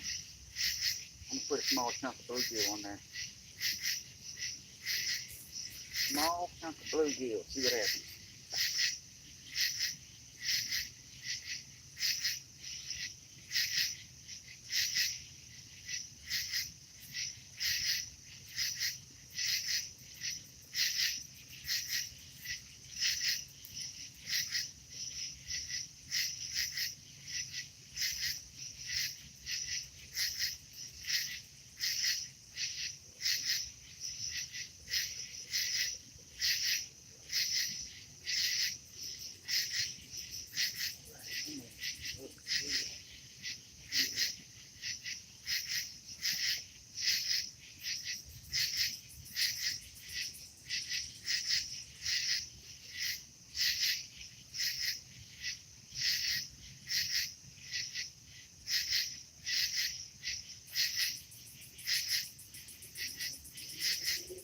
Y'all see the minnows down here. What the heck is that? I hung up. I think I see that bait out there though. That was just, yep. But that was just the white meat. Real hung up on me. Let's get a little bit on that, ain't much. That's the way to feed them. I don't want to feed them that way. I want them to feed them with a hook in there. Let me get a piece of this meat that's got some skin or something to hold it on. Nice.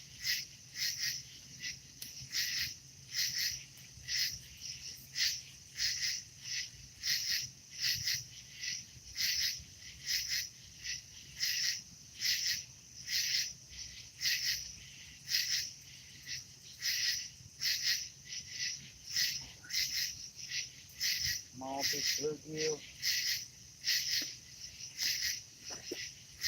Get this casted out. Look there.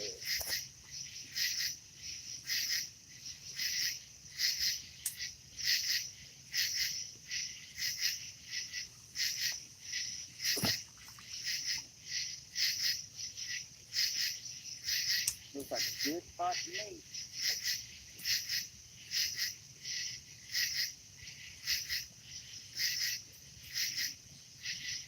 Alright.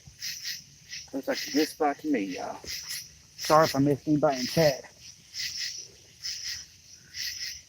I just gotta keep on putting baits and stuff out and moving stuff around, try to do something.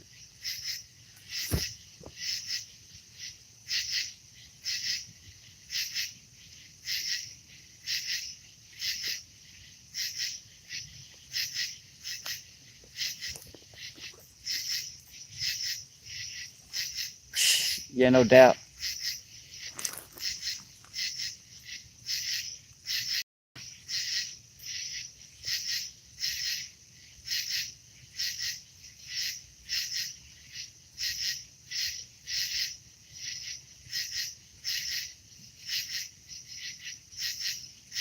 Come on, fishies, y'all need a bite before I get chased off this water. This water's coming up quick. I done lost another 6 inches of bank.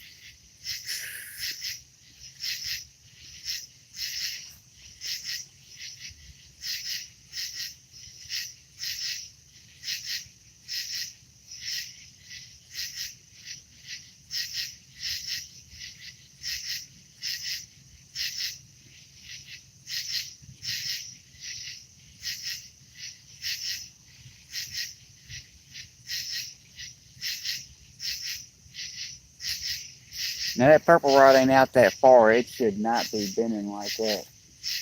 Should not be.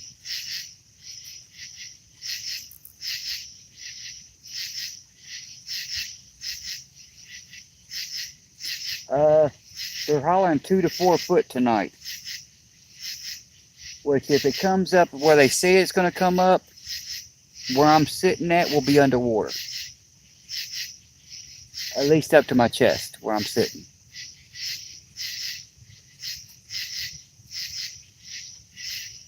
And if we get the rain they're calling for in the next couple of days, this hill that's behind me, that's about 20 foot uphill, it'll be above that.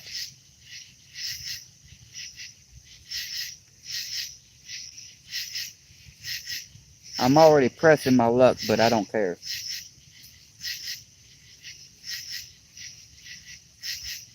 I want at least one catfish tonight. So I don't care. I'll press my luck.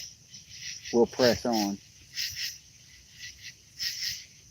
I'm determined. It took everything I had to get out of the house to get down here today. They need to go ahead and accept that. Do like you keep on telling them to commit and bite the hook. I mean, it's just a free lip piercing. It'll heal up.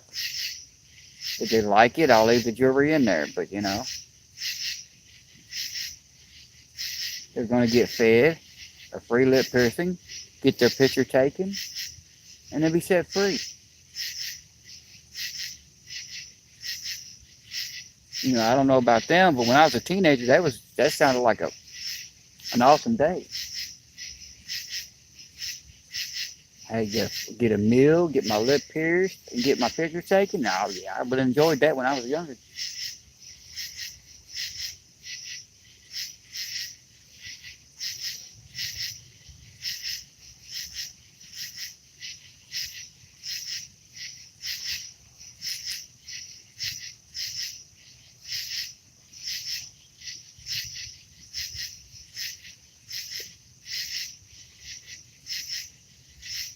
Where the heck are you making all that noise from? I'm gonna hit you on a hook. One just jumped in the water right there. Now I have a swimming pool in my backyard that has been full of frogs. I mean, full of frogs. We keep on getting tadpoles every time I turn around. And they get so loud out there that they'll wake you up. Lisa, how's it going? Yeah, they get so loud out there, they'll wake you up in the night.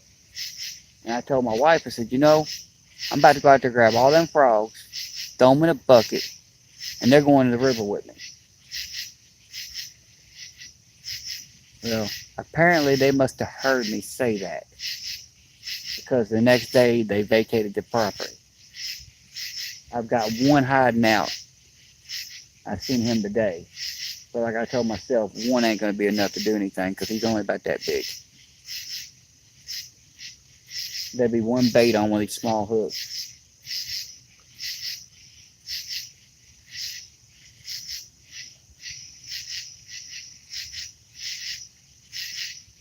And since most of the time on my green and orange rod, I normally run 12-aught circle hooks, yeah, it wouldn't hold up. Yeah, no doubt, Laura. Woohoo!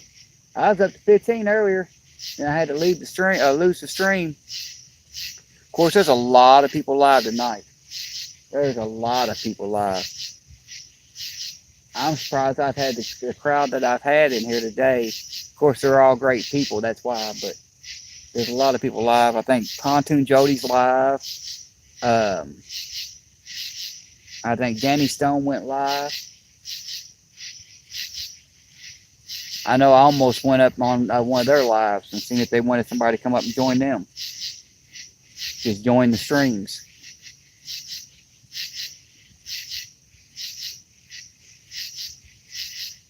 Oh, if they was big enough, best believe I'd be making frog legs out of them.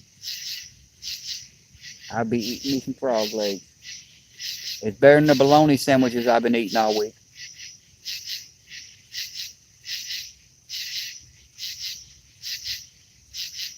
Maybe that's why the fish ain't biting. They're afraid I'm going to eat them.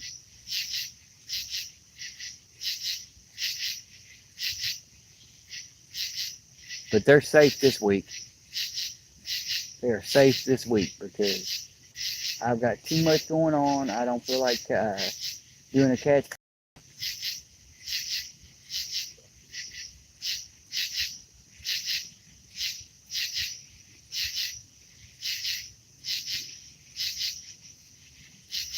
Yeah, I don't usually like fishing during the day.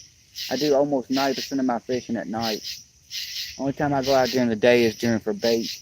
Um, I was actually going to come out and do this live this morning, about 9 o'clock, 8 o'clock, 9 o'clock in the morning. But I had to wind up going to driving my wife to the store to get school clothes for my stepson.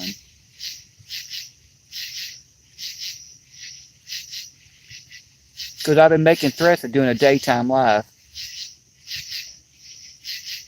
It's got to be, James. It's got to be. Because right now the bite should be on fire. It should be on fire. I should have had at least 10 good takedowns and hooked in at least 4 fish by now.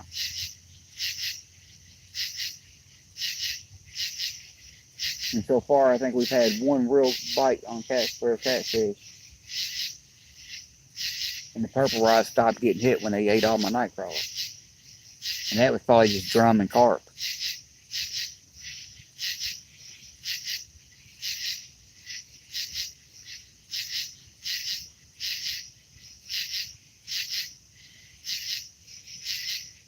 Yeah, but I've been threatening to do a daytime live.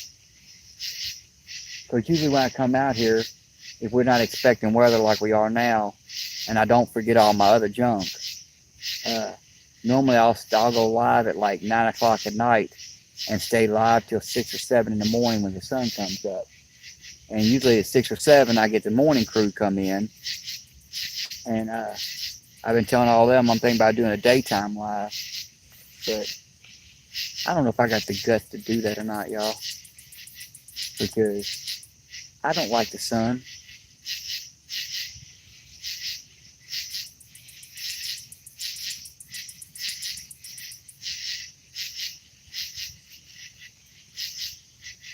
Yeah, well, that would be a problem. This river gets populated down here also by boats and stuff so bad that you couldn't do much out here.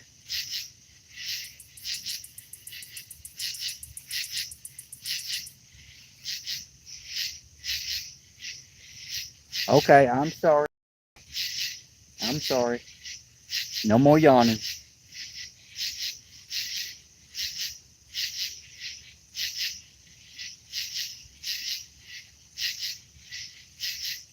I'll just lock it in and lock my jaw in and we don't see it.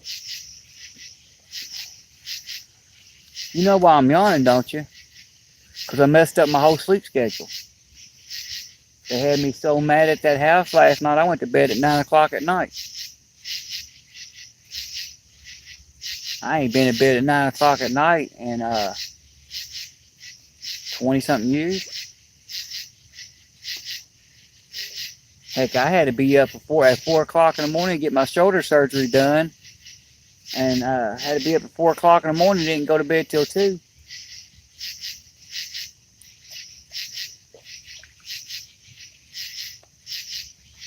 Rachel kept on asking me, she goes, why are you still up? You stressed out? No, I ain't stressed out. I ain't worried about that surgery. I know what they're going to do. Done seen the surgery online. I ain't worried about that. I said, she goes, so you're not stressed out? I said, yes, I am. I said, I'm stressed about one thing. She said, what's that? I said, I've got to be up for about 8 hours without Mountain Dew. I said, that is stressing me.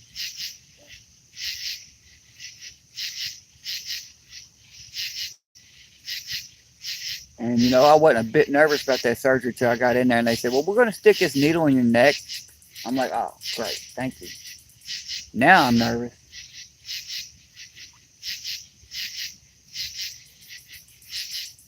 They're like, don't worry, you won't feel it because after we put the one in your arm, you'll start getting tired and you won't pay attention. We just wanted to let you know when you wake up, you will have a hole in the side of your neck. I'm like, oh, okay, thank you. They warned me Don't warn me about my whole arm turning blue.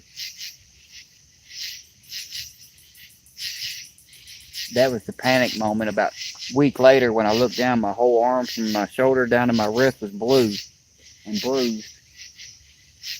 And I'm calling the doctors, freaking out. My arm's turning purple. Something's wrong. It's turning purple like it's going to. I'm like, well, y'all could have warned me about that.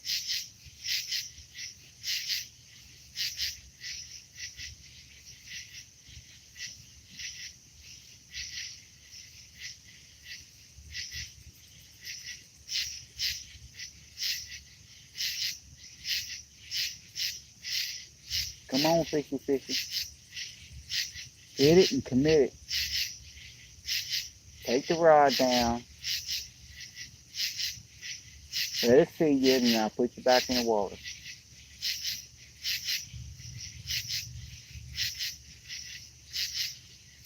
Come on, y'all only got like another hour before I get chased off this water. Y'all need to do something. Come on now. Give me one fishy.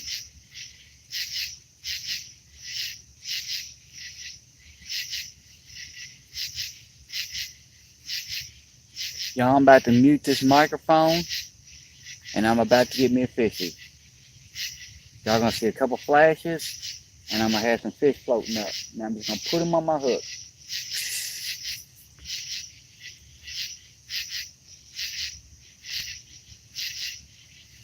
But I send you home with instructions.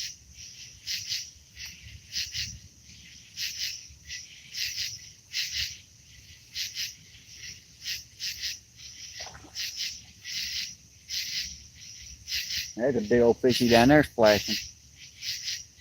Big old boy. Come on down this way. And of course, he's only 10 foot off the bank. Now we got a barge coming, y'all. Which means I'm going to have to get up, because if not, I'm really going to get soaked. Since I done lost a foot and a half of bank.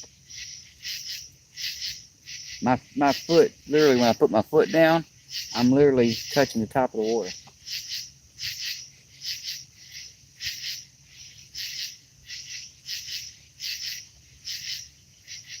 Maybe this Mr. Bargy will get us wake these fish up.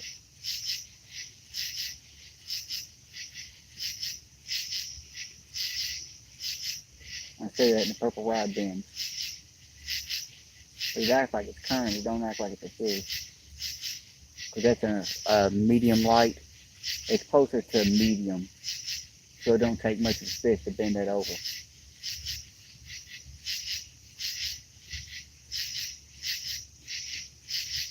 I caught like a little 1 pound channel on that thing, and it bent in half. So we're going to have to bend more than what it's bending.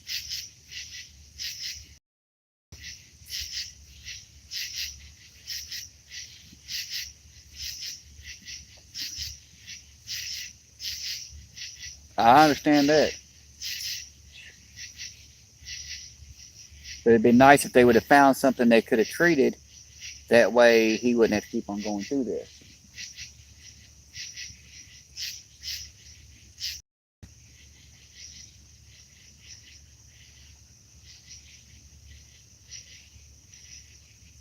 It's just fishing anxiety, Laura, is what it is. Telling me it's fishing anxiety.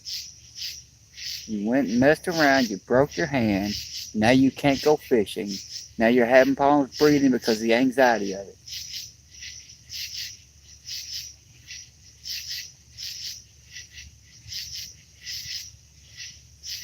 Now that might be a fish doing that.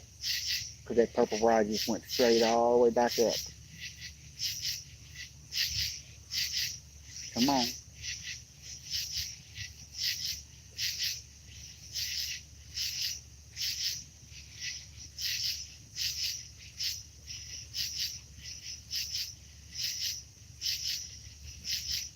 He let the rod go loose, but he didn't pull it back tight again, y'all. Now you watch and see. As soon as these waves start coming up to where I can't get to my rod, then one of these rods will go down. Now I have to go swimming for it.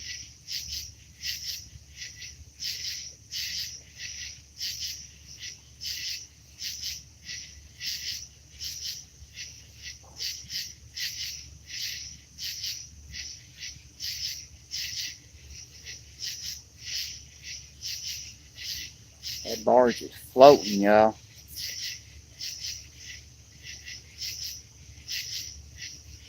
That's what I'm saying. Ashley, how's it going? That barge is floating through here, y'all. Floating through.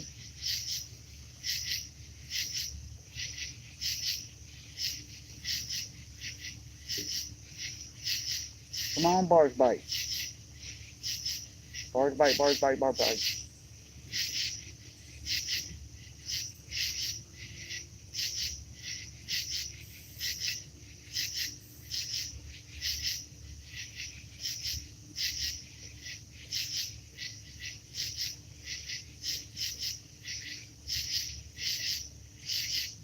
Yeah, I definitely hate to see the waves he's going to make.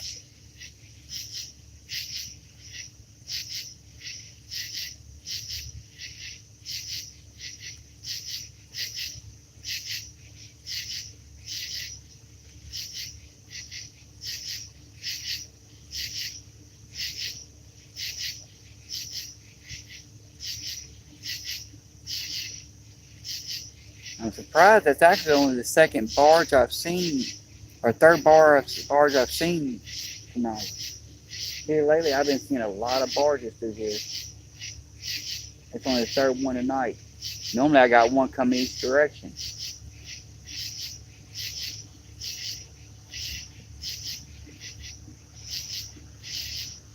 That thing is cooking though, y'all. I don't know if y'all can see it or not.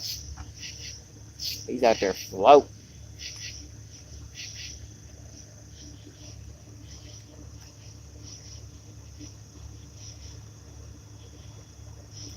Yeah, see, I don't understand it. Some days I come out here and I get 30 of them in a night. Other nights I come out and only see one or two. He's cooking though, and he's what, 1, 2, 3, 4, 5. He's 5 deep and 3 wide. That's a huge. And he is rolling through here. I would say he was empty, but he ain't empty because he's sitting too far in the water. He must be behind on deadline or something.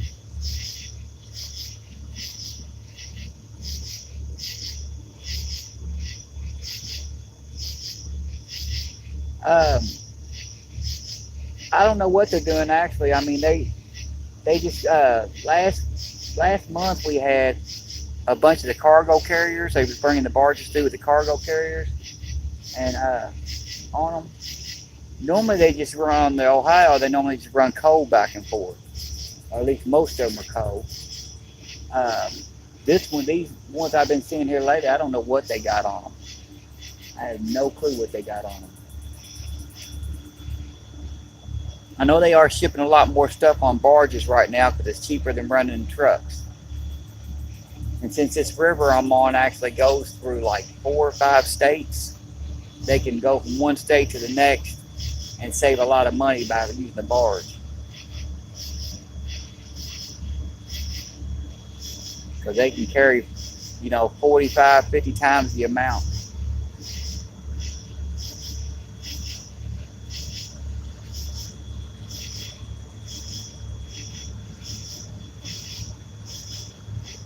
They got some bright lights on there though.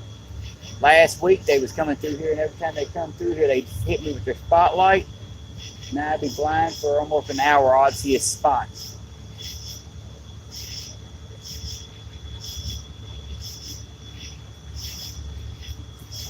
All right, y'all, give me a second. I'm gonna have to get up and back away from the camera. Because here comes the waves. Getting my high spot.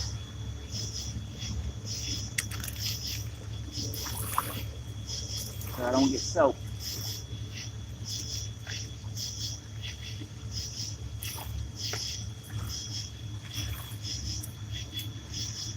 So they're gonna come up and hit me.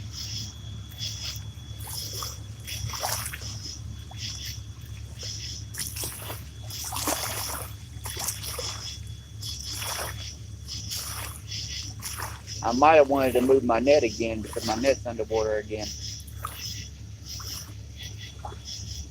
At least it's getting a bath. It didn't smell too good.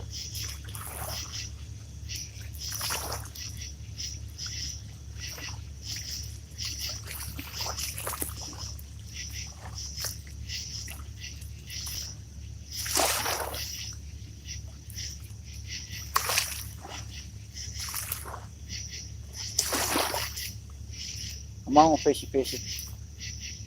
Take one of them rods down. I don't want to sit out here all this time for just one little measly drum.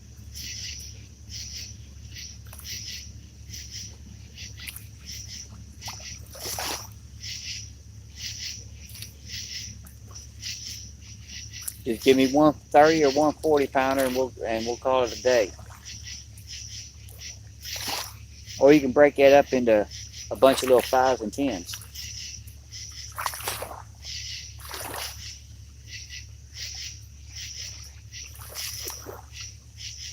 I'll be happy with that.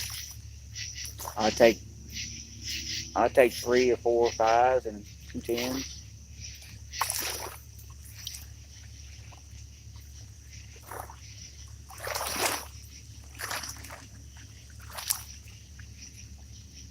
Something tells me I should have went to my other.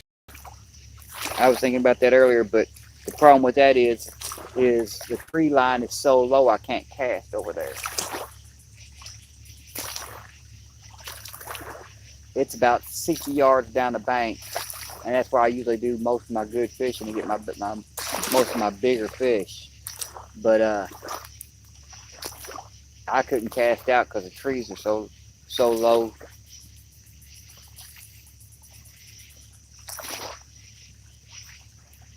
That would have been the safe spot to go to, because the bank behind it is a straight shot, completely cleared out, straight shot. The cart rolls fairly easy up and down it. Unlike here where I can't get the cart up it, I had to put the cart at the top and then carry all the gear up and put it in it.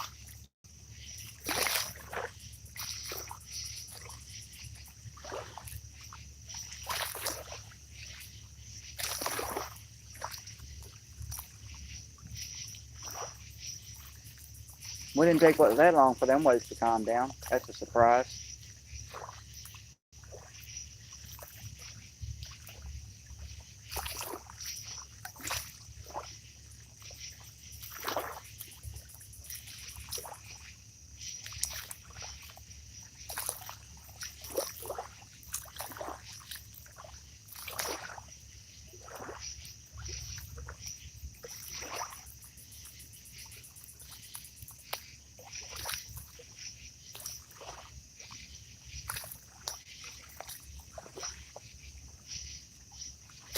I guess I'm safe to sit back down now.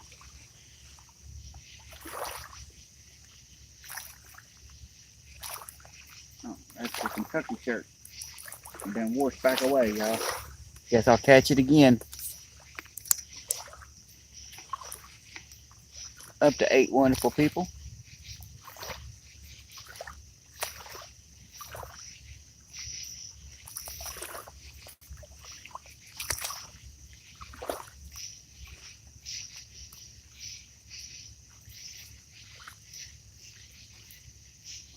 Yeah, that's what they do too. They go non-stop.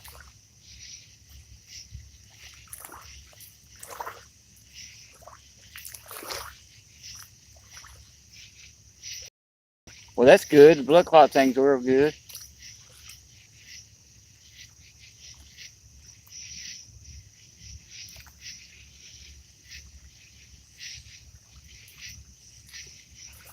Yeah, that's not good either. Not knowing that why he's gasping for air and getting lightheaded.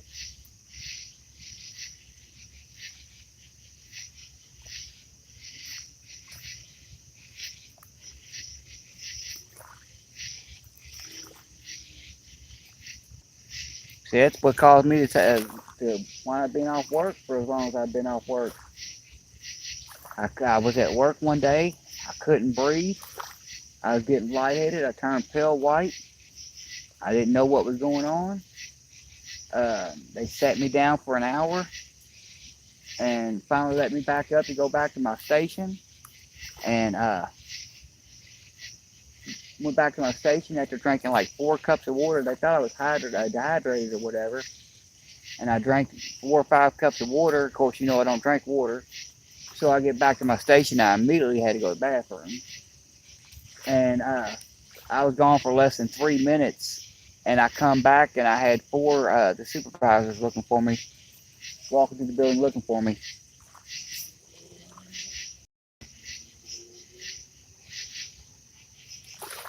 So that's when they tried to wheel me out in the wheelchair. And I told them, no, if I leave here, I'm leaving out here on my own 2 feet.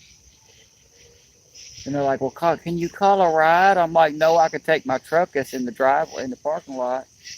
I literally live across the street.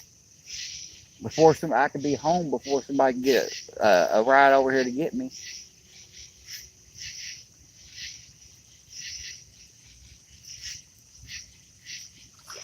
And they still ain't found out what's wrong with that. What causes that? And they didn't. Then they started putting me on medications.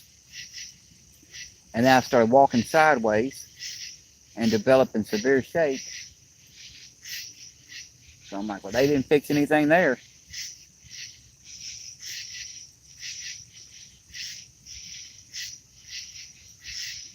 Come on, Fishy. Take one of these rods down. I'm running out of bank here.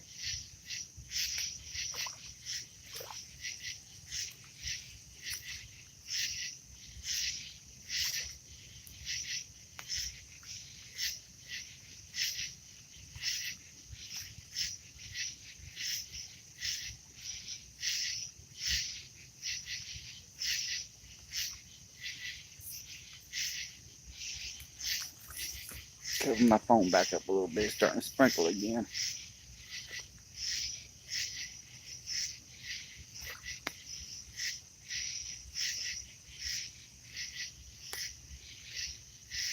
I've literally lost 2 foot of bank since I've been down here, y'all. The water's almost climbed up to it's about 6 inches away from my rod holder and about 5 inches away from my light, 2 inches away from my toes.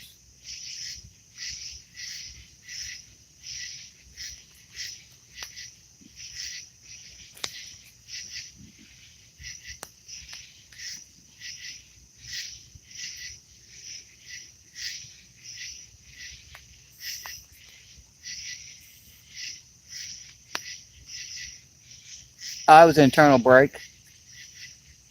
Internal brake. They did have to go in and put pins in it.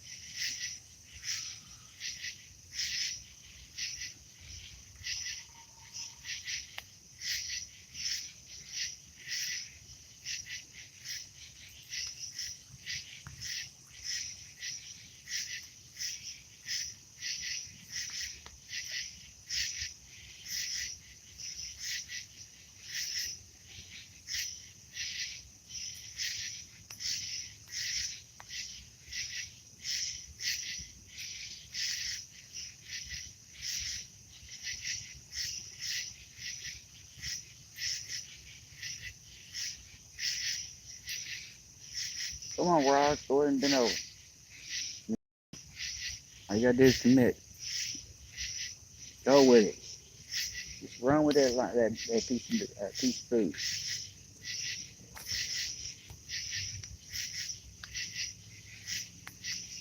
Yeah, they both was internal brakes. Carmel, how's it going? Going very slow, Carmel. The fish are just not biting. Not biting.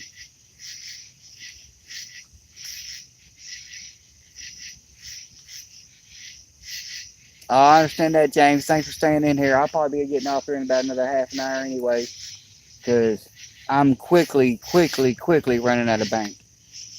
This water's coming up pretty dang fast. And it don't help it keeps on raining. It ain't raining hard, but it's raining enough to help this water come up.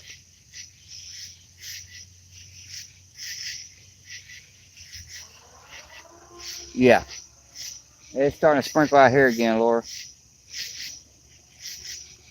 It's done rained out here 3 times. Well, sprinkled one time, actually rained, and then sprinkled again. It's sprinkling now.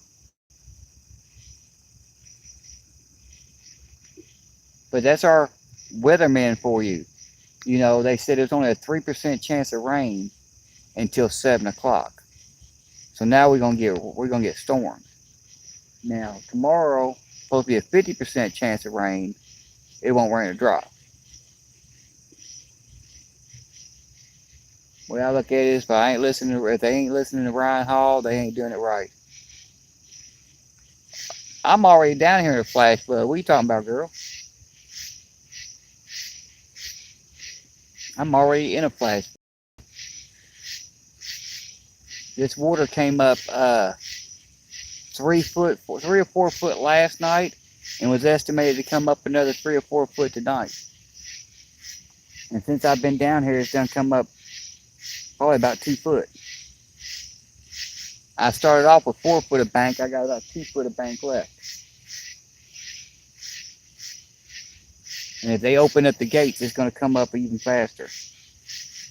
That's why I said I probably got about another half an hour, and then I'm going to have to call it. And I don't like doing that because I like staying out here till the sun comes up, because I've got to go through the woods to get out of here.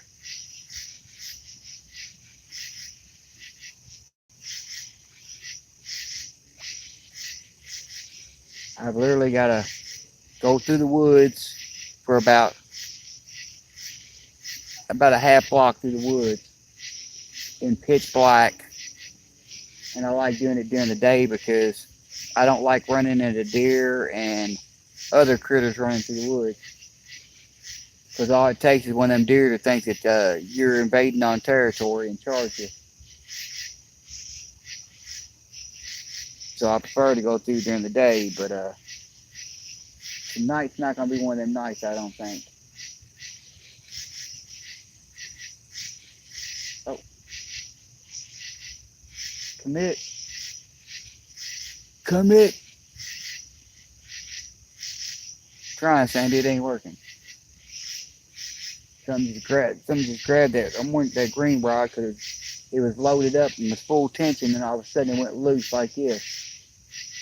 Like they picked it up and was getting ready to swim with it. But they probably picked it up and spit the bait out. Probably too small to get that big bait in their mouth.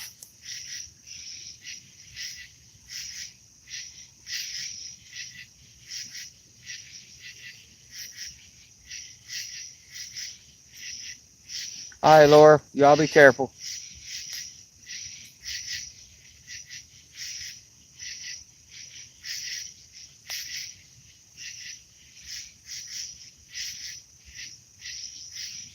Come on, fishy. Give me one, fishy, for the great, wonderful people that stayed in here all night in this torturous life. It ain't got to be that big.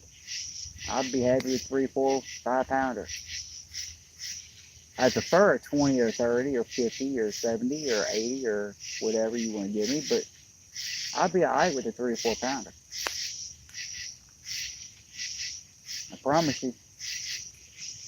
I won't complain.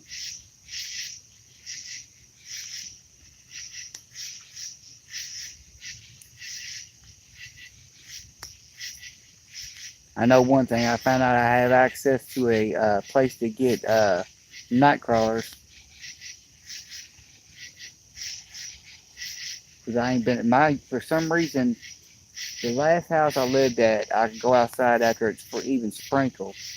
and find 12 dozen huge night crawlers. House I'm in now, it can storm for a week, and all you're gonna go out there and find is these baby 1.5 inch long night crawlers. Well, I found a golf course not too far from my house, and I was trying to find out about getting going over hunting for night crawlers. Those are the best places to go. And sure enough, my brother-in-law knows the guy, the groundskeeper for it.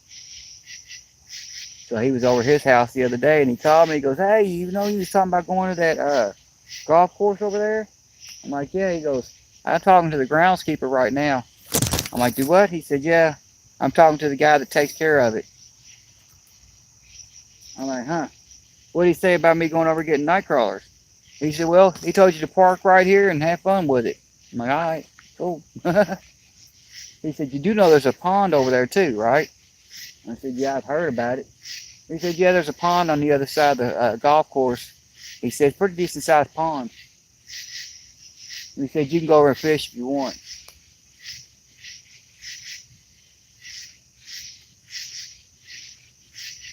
Of course, I just found this out, last week, when all three of the vehicles were broke down in the driveway.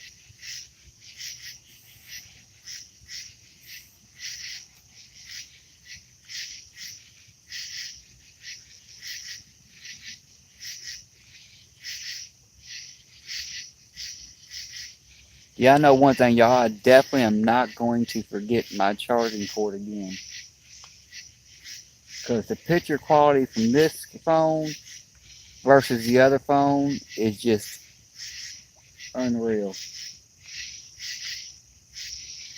I mean, I'm sitting there looking at the camera and I can barely see the rods. I mean, they're not doing anything, but I can still barely see them.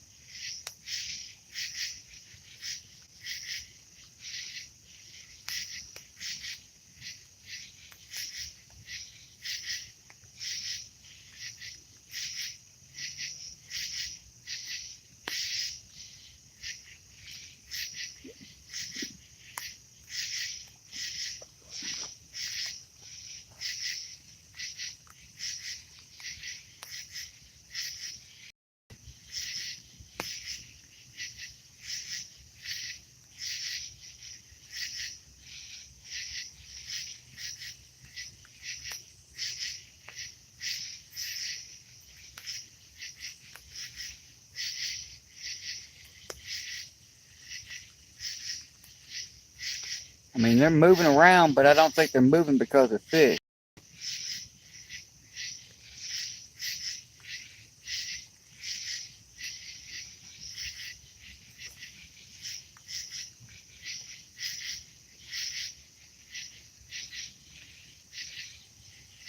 Oh, yeah. Definitely, Sandy.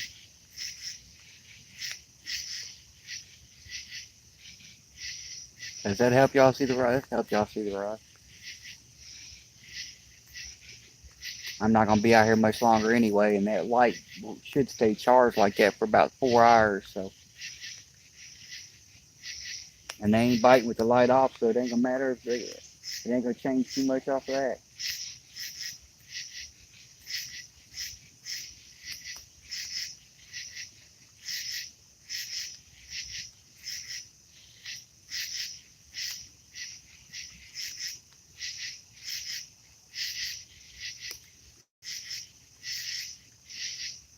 Come on, fishies, I'm getting rained on again.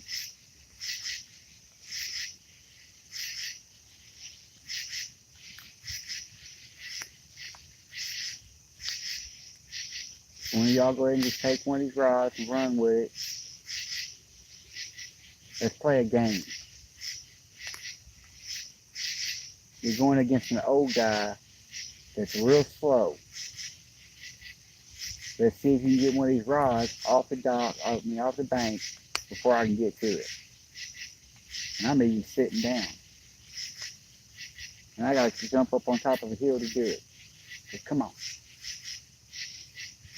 One of y'all got the guts to play that game?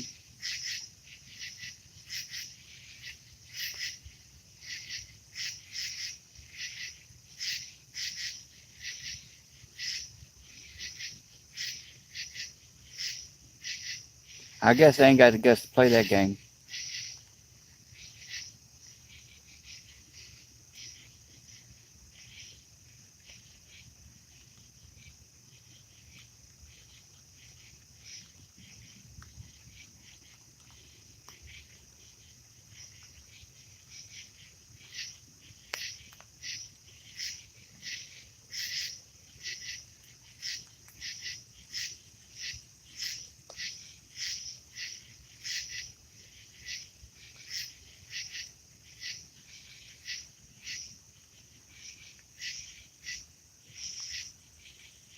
I mean, it makes no sense. There's all that chewy, ooey goodness out there on them hooks, and they just ain't committing with it.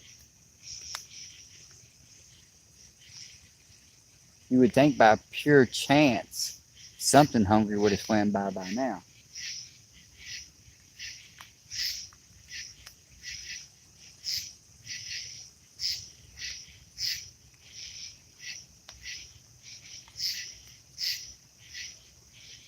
Hey, another barge coming.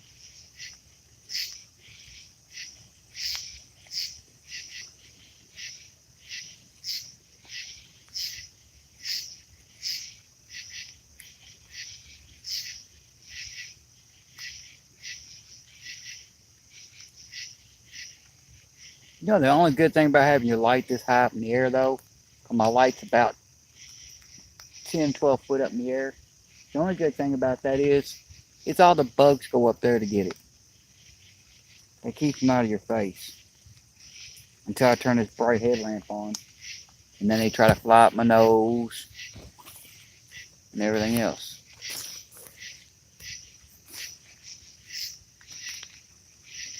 Trying to cover up the camera on y'all, but trying to keep the phone dry too.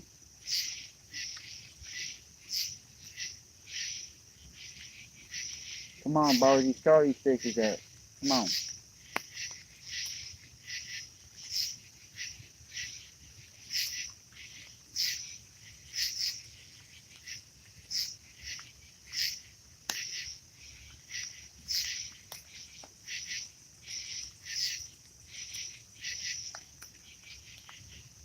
I need to stop bringing my net, y'all. That's what's going wrong. That's my bad luck charm, is a net.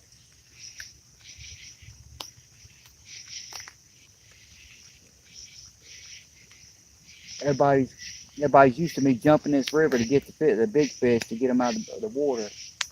Now that I got a net, I don't have to do that. Now them big fish ain't biting.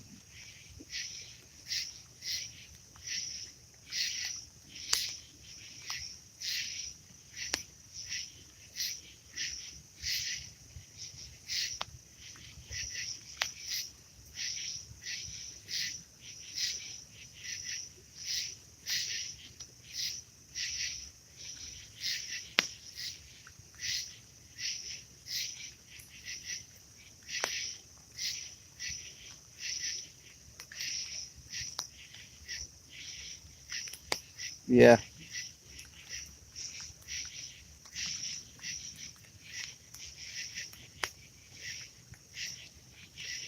Yeah, it's about the same here. About the same here. Flies and mosquitoes.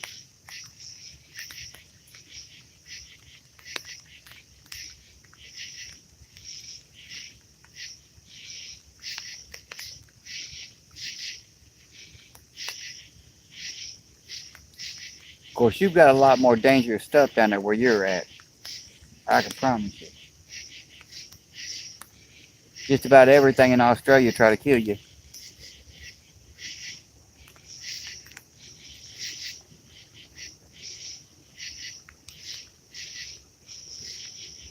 And I heard the flies are big enough to pick you up and fly away with you.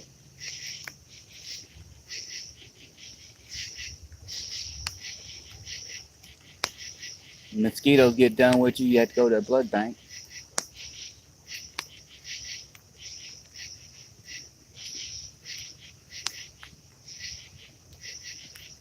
Come on, people.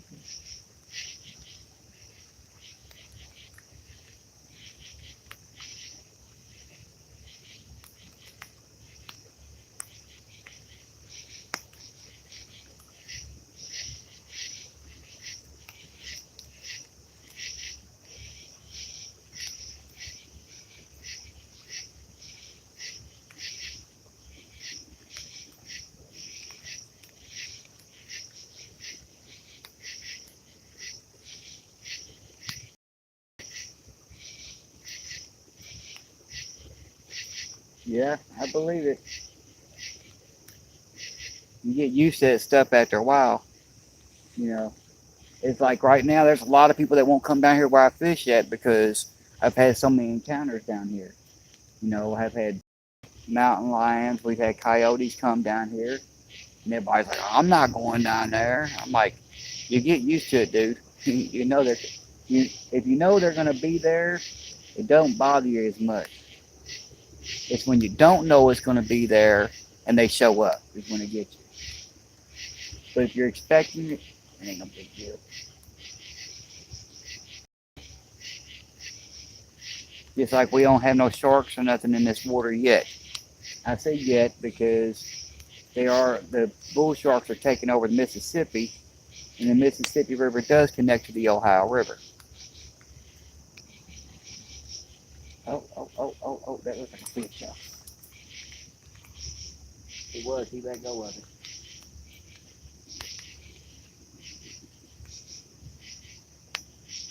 He started taking that purple rod over and then let go of it.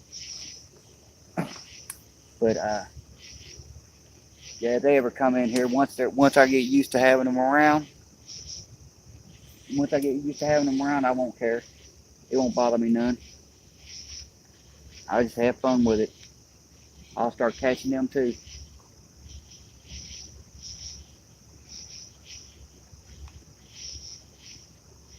I've already got my gear for those.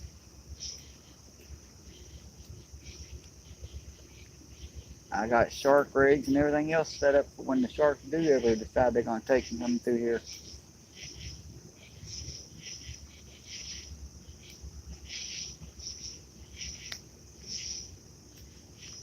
Come on, commit, commit. Take that rod and just keep on running with it. Pull that rod completely in half and just go with it.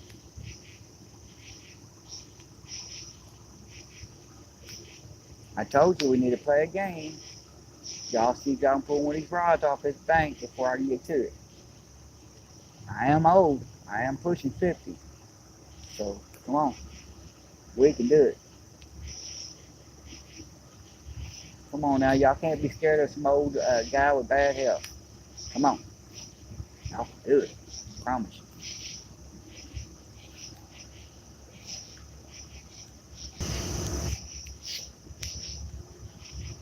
I guess they ain't that stupid, y'all. They ain't that stupid. They know no matter how old and how out of shape I am, that they ain't getting one of these rods.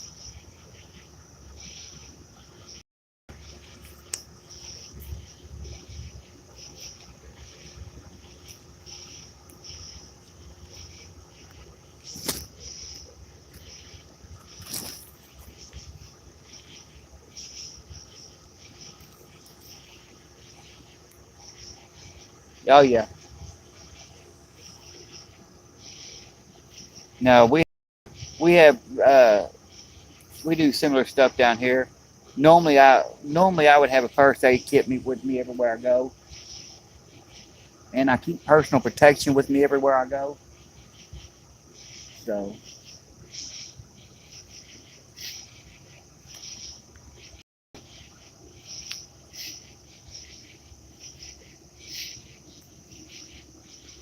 I've got two different poisonous snakes down here where I'm at right now. I got copperheads and water moccasins. I have about four different kind of poisonous spiders. I've got deer that can trample you if they decide that you're in the wrong area, which I almost had that happen one night when I walked up on one of their beds. Um, Coyotes running through. Uh, we had a mountain lion in here last year. So yeah, we got some big critters and some small critters that'll do some damage to you.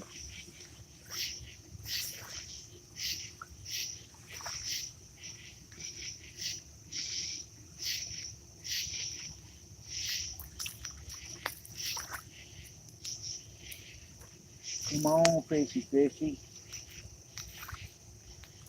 Look here, I'm running out of bank. Y'all gotta commit on something here soon. I mean, seriously, my light pole's almost in the water. Water's almost up to the bottom of the fishing rod holders. Y'all need to come on. Because I don't have no more space to back up.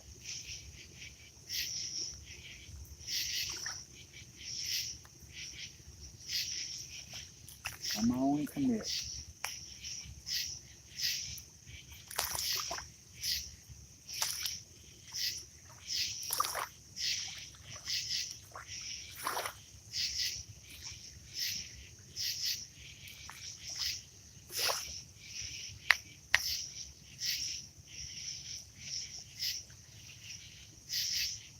These boogers are getting on my nerves. Be working on my nerves.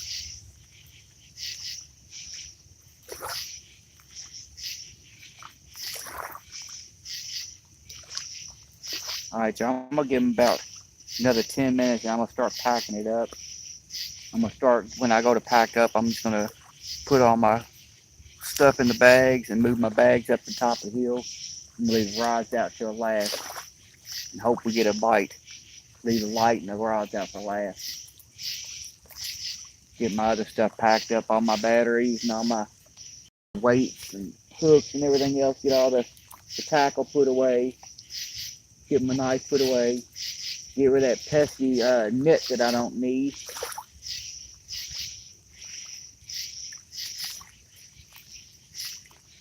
That way when it's time for me to get out of here, I can just trek through the woods as fast as I can and get through it and get out of this rain, I guess. Because I guess it's going to keep raining all night.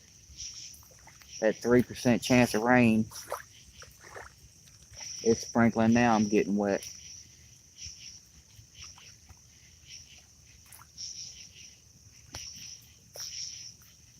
And the water won't stop climbing.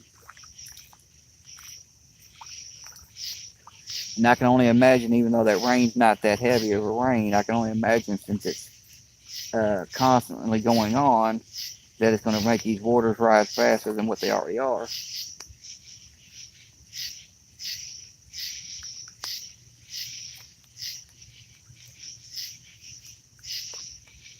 Come on, y'all, commit. Take one of these rods and run with it. I'll even stand behind the camera and dare you to do it. Can't beat that, homie. Can't beat that.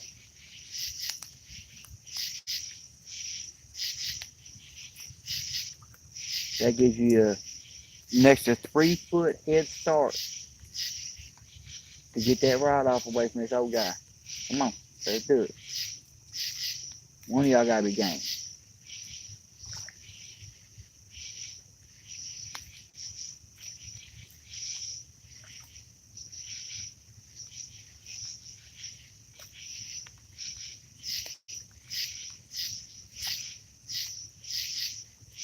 Now, I want to know what happened to all them fish that was out here earlier. Earlier, between the lives where I split them up, right before the first live ended, I had that big fish jump out here in front of me and scared the crap out of me because my back was turned. And then, as I was setting up the other live, I had 2 or 3 more. I had 2 or 3 more do it. So, it makes no sense. I know they're out there. And I know they gotta be hungry. That's what I need, y'all. I need a dinner bell. Uh-oh. Froze up for a second there.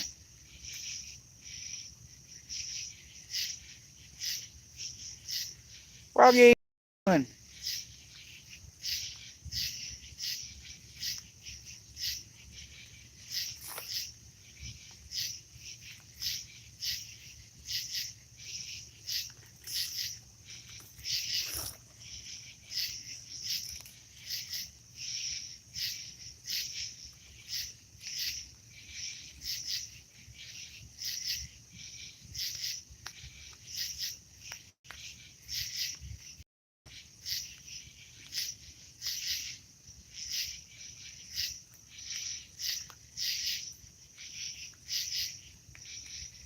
I'm freezing up, y'all.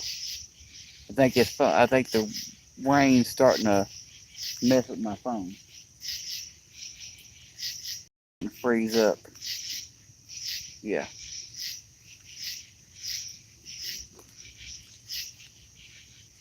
that might be a problem. Give me a second. I think I unplugged my charger cord when I.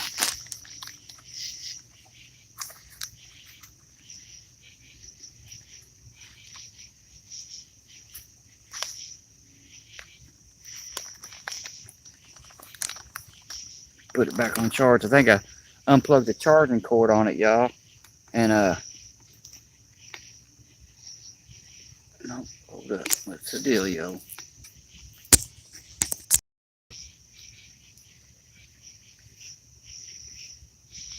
There we go.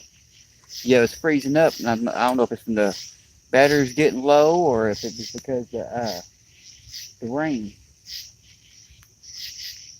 Because the back of that phone's getting wet.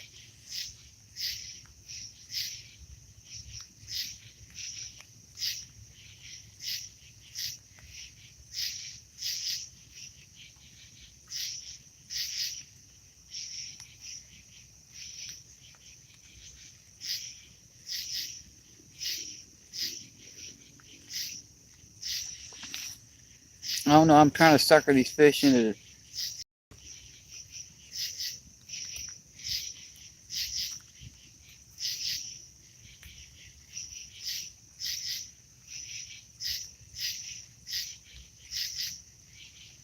All right, Bandit. Thank you for stopping in. Good luck at the conference or the competition.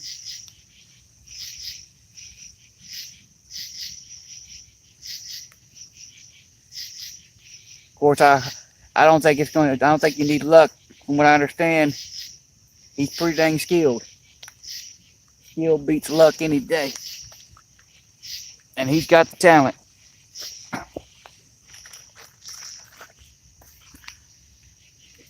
I wish I wasn't so old. I'd be still doing stuff like that. Now the only breaking I can do is breaking my leg or my neck or my back.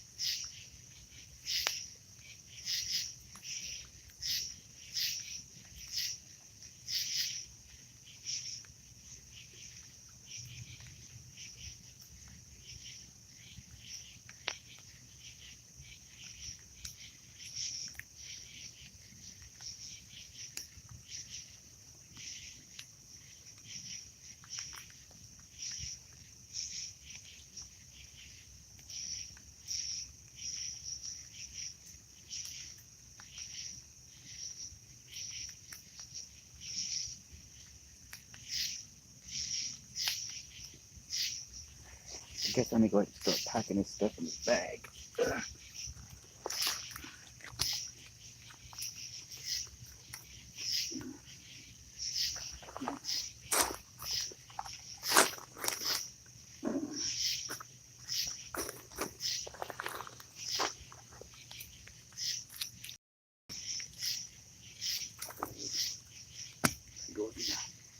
All that goes in the thing.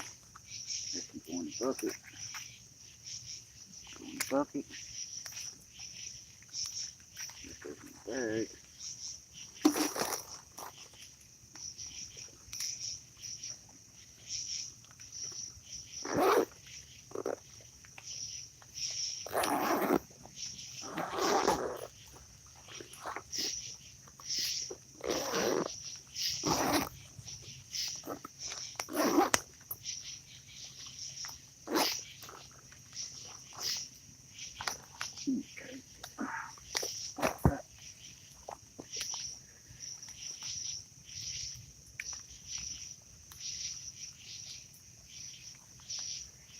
Take this bag at the top of the hill real quick.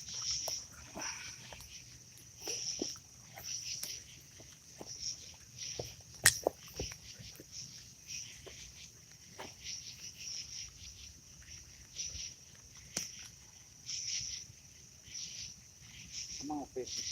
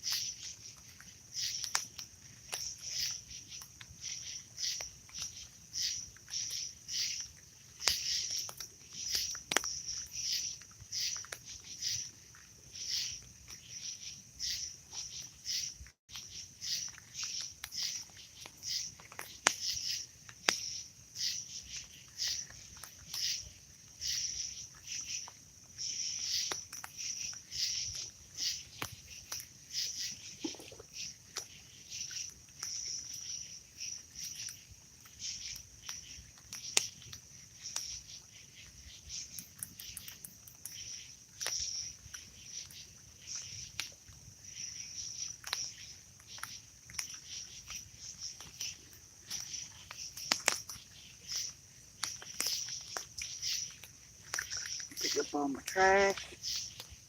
Mm. Put that up our cheese.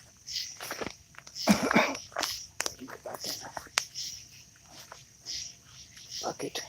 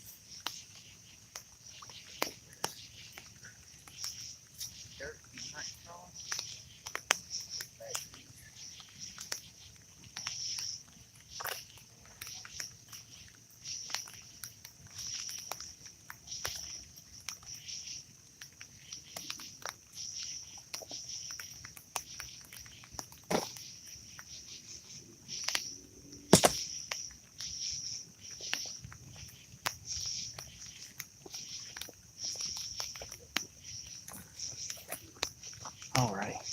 Well, everybody, as much as I hate to do this, I think I'm going to have to end this stream because I'm literally, this border's coming up, instead of coming up 2 inches, it's coming up probably 3 or 4 inches in there because it's already got up the bottom of my rod holders. The water's already almost touching them. It's already to my light. And now I got a consistent rain, so it's going to come up even faster. Well, thank you, Sandy. It was great hanging out with you. I'm glad you hung in here with me as long as you did. I just wish we could have got on some fish. It's going to get better before the year's over. I can guarantee that. It's got to. These fish got to eat sometime. I don't know when they're going to eat because I ain't been eating yet, but they got to eat sometime. But yeah, I need to pack all this stuff up and try to get up this hill before the mud gets too bad and I can't make it uphill. Because that won't be good. Now with this river coming up and me not making it up that hill, yeah, that might not be too good. But I appreciate everybody for staying in here. And I guess I'll catch y'all on the next one.